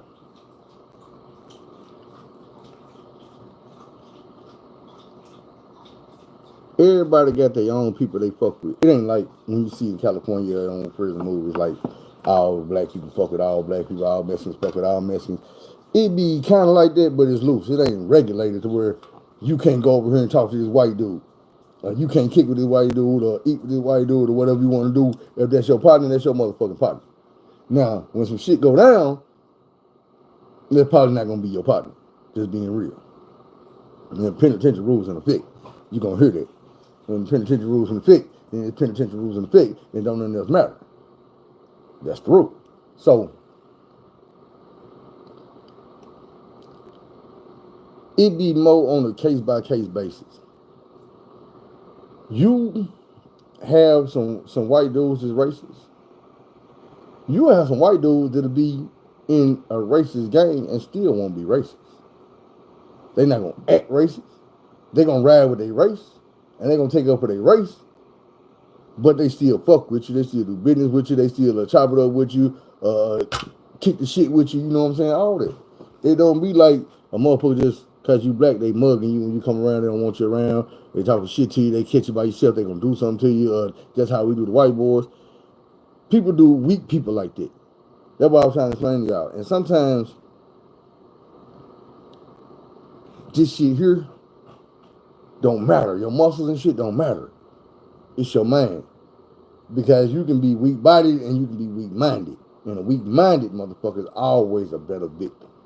Because you can manipulate them. Point blank period. I'm not the type of dude that's out here assaulting folks. But I would think that it would be a lot easier to assault a motherfucker that you can tell to lay down and they lay down. Versus a motherfucker you got to fight and argue and beat them up and all this shit and try to hold them down. When you got, like, it's a choice. If you trying to eat something, you hungry, and it's a dude over here, you got $50 worth of food, and it's a dude over here, they got $50 worth of food. And you like, man, I could go over here and whoop dude. And shit, if I whoop his ass, I can get his food. Or I could go over here and scare a dude, man, give me the goddamn food. And he gonna hand it over. You're gonna go over there and scare a dude and get his food. You're not gonna go over here and fight dude. You might get your ass whooped and still be hungry. You see what I'm saying?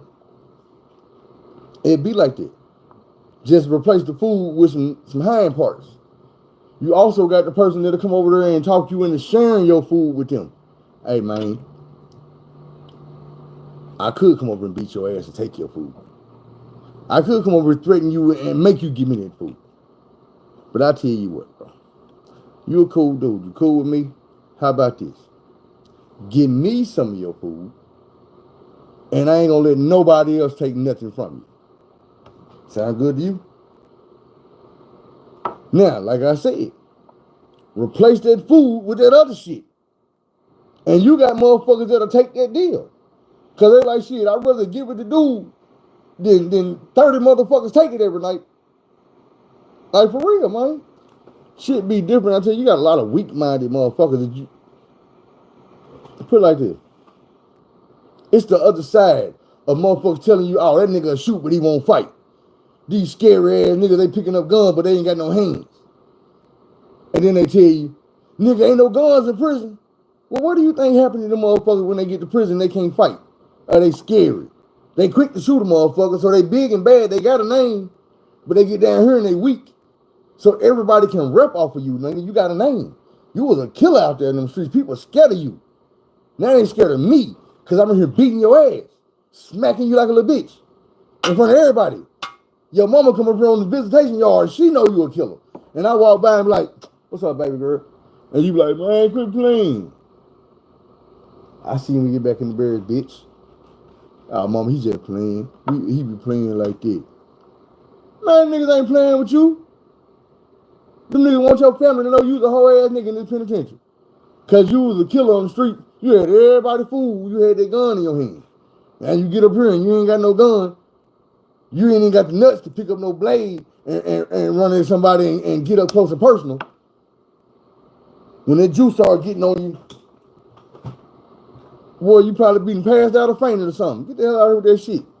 That's why I be trying to tell you, man, shit be different. A lot of shit be different. And it ain't always that a dude will scare you or lug you up into doing something sexual. A dude might come to you and lug you up and hype you up or scare you and make you go put a sharp object in this dude's back over here. Nigga might scare you to make you go do that. Nigga might scare you to make you go over here and steal something from dude over here. You know what I'm saying? It's a lot of shit that go on, bro. You be beefing with a nigga and somebody else will come do something. You don't even know. The dudes you beefing with that made this man get in it. It don't look like they don't even fuck with each other. They don't even fuck with each other. So when it happened, you don't equate it back to this coming from over here. This shit came from over this direction. This man was over here with his homeboys, the same niggas he been hanging with for the last 6 years. Every day, he was over there with all his homeboys, and a random nigga came over and all in your back. And this ain't even the type of dude to do that type of shit. But he is the type of dude that's scared as hell that these niggas should do something to him, so he gonna do something to you. If y'all remember when I was little, I told y'all a story about me and my homeboy Smurf. There was a white lord. I told you we was at Smurf house. His mama left. His mama Tony had left. We was smoking. And the big homie went over to C-Baby. And C-Baby was like, man, smack that nigga, slap that nigga. And I was like, man, you better slap that nigga. Like, man, you better slap that nigga. I'm gonna slap your ass. I smacked the nigga real soft. And nigga hit my ass. Pow! Man, you better smack that nigga. I smacked the shit out the nigga. Nigga started crying. I left. Cause I felt bad for smacking my homeboy. I didn't want to smack the nigga.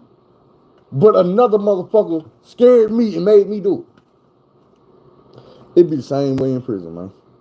Only difference was I was a kid and I was hitting the nigga in his face with my hand.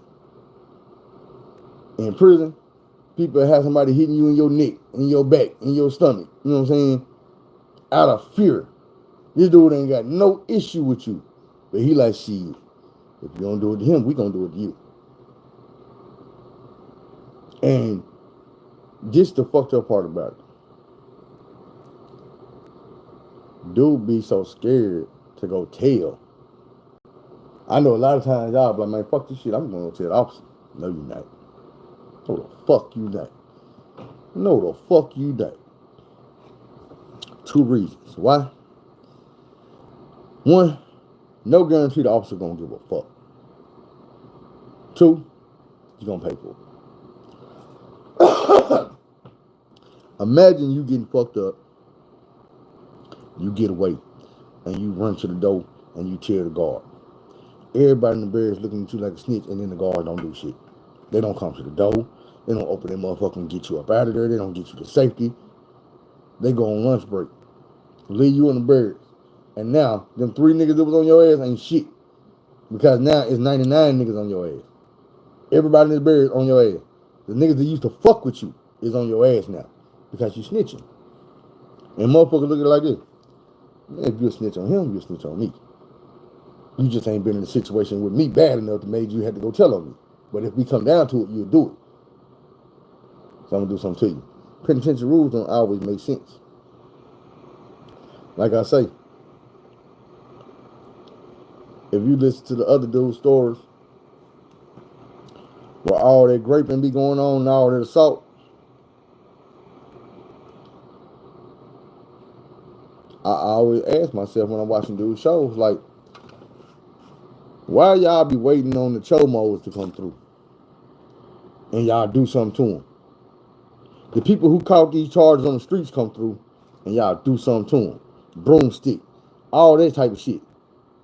But then a dude that's doing it right here in prison beside you, in your face, you would close your motherfucking head, put your head down and walk by like you ain't seen shit. I don't get that. It don't make no sense to me. This shit don't seem feasible, don't seem real, because in my mind it can't happen. You know what I'm saying? I'm not saying it can't happen in real life, but I'm saying in my mind, I can't be in this situation because I'm not going to react the way these people are reacting. As a man, you know what I'm saying? I can't. There's just certain shit I can't go for. To me, I feel like the same way we were talking about putting the dress on, that's how I feel about this type of shit. Like, I'm not going to sit here and let you do that shit beside me. What the fuck I look like? You think I'm supposed to be cool waking up in the middle of the night, you over here taking this man, and he crying, screaming and begging. And everybody in here hate to hear this shit, hate to see this shit, hate to smell this shit, but we all supposed to lay here and be complicit. And just hope that if we let you get away with doing it to him, you don't got a blade on one of our motherfucking throats the next night, doing it to us. Man, get out of here with this shit. That's why I be trying to tell y'all, man, I don't believe in that bullshit. I did too many years in prison to be believing shit that I ain't seen no man in my life go for. Even in these movies when y'all be seeing that type of shit happen in prison. It don't happen right there and everybody else around trying to sleep through it. This dude got homeboys sleeping on the rack beside him and they hear what's happening to their homeboy and they like, man, I ain't heard that shit. I don't want to mess with me. Ah, bro, don't go like that. It don't go like that.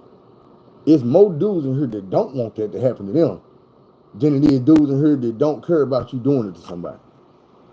So we gonna get you up out of here, bro. And don't care how nobody feel about it. If they don't like it, we can get them up out of here too. What is 20 of y'all? They think we wrong? Play with it. I guarantee y'all be 20 motherfuckers be out there in the hallway. Getting rolled about this motherfucker. Getting pulled about this motherfucker. Boy, y'all got the game fucked up. I'm just saying, real niggas ain't going for no shit like that. That's why I be tripping and doing stories. I be like, man, every day, all motherfucking day, it happened to everybody except you. Like, that's what I was tripping. I'm like, the predators is getting everybody except you and your crew. The police is coming through getting everybody except you and your crew. You've been 2 different prisons where police was just snatching niggas up. But not once did they snatch your crew up. Not once did they snatch you up. Man, quit lying, bro. Quit lying your damn story. So I don't be telling y'all everything I be peeping, but if you been to prison, you watch those stories, you already been peeped that shit. I be giving y'all even hints when I be like, man, you can't be in prison let no man call you daddy, father, pops, sir, none of that shit. Well, maybe sir, but that's just respect. But you're not gonna go to prison and find no daddy. Do y'all know what type of games they play in prison? And how serious them games get? I've been telling y'all about this shit. About the bitch and hoe games, about how niggas will play with you, calling you bitch and hoe, trying to make you feel feminine or trying to make you feel less than or attached to them, bait you in and get you close, calling you son. Oh, that's my son, right? Nigga, I'm not your motherfucking son, bro. None of that, nigga. I don't know you. I don't give a damn if you to save my life in this prison. I really got some love for you. You not my pops, nigga. You not my daddy. You not my father. None of that, my nigga. You can be big homie. You can be a homie. You can be big bro. Some of that. You not gonna be pops. And I'm not gonna. Y'all can be my nieces and my nephews. I'm not gonna be around here talking about y'all my kids. You my sons and my daughters. No, you're not. No, I'm not your daddy. I'd be young. That's even in the free world. If you got a motherfucker calling you pops in prison, there's something wrong. Every motherfucker I've ever seen calling each other father and son in prison that wasn't father and son was on some husband and wife type shit. Some boyfriend and boyfriend type shit. And y'all can say what the fuck you want to, but if you go back and listen to them stories, you're gonna be like, oh, I never caught this shit. I never.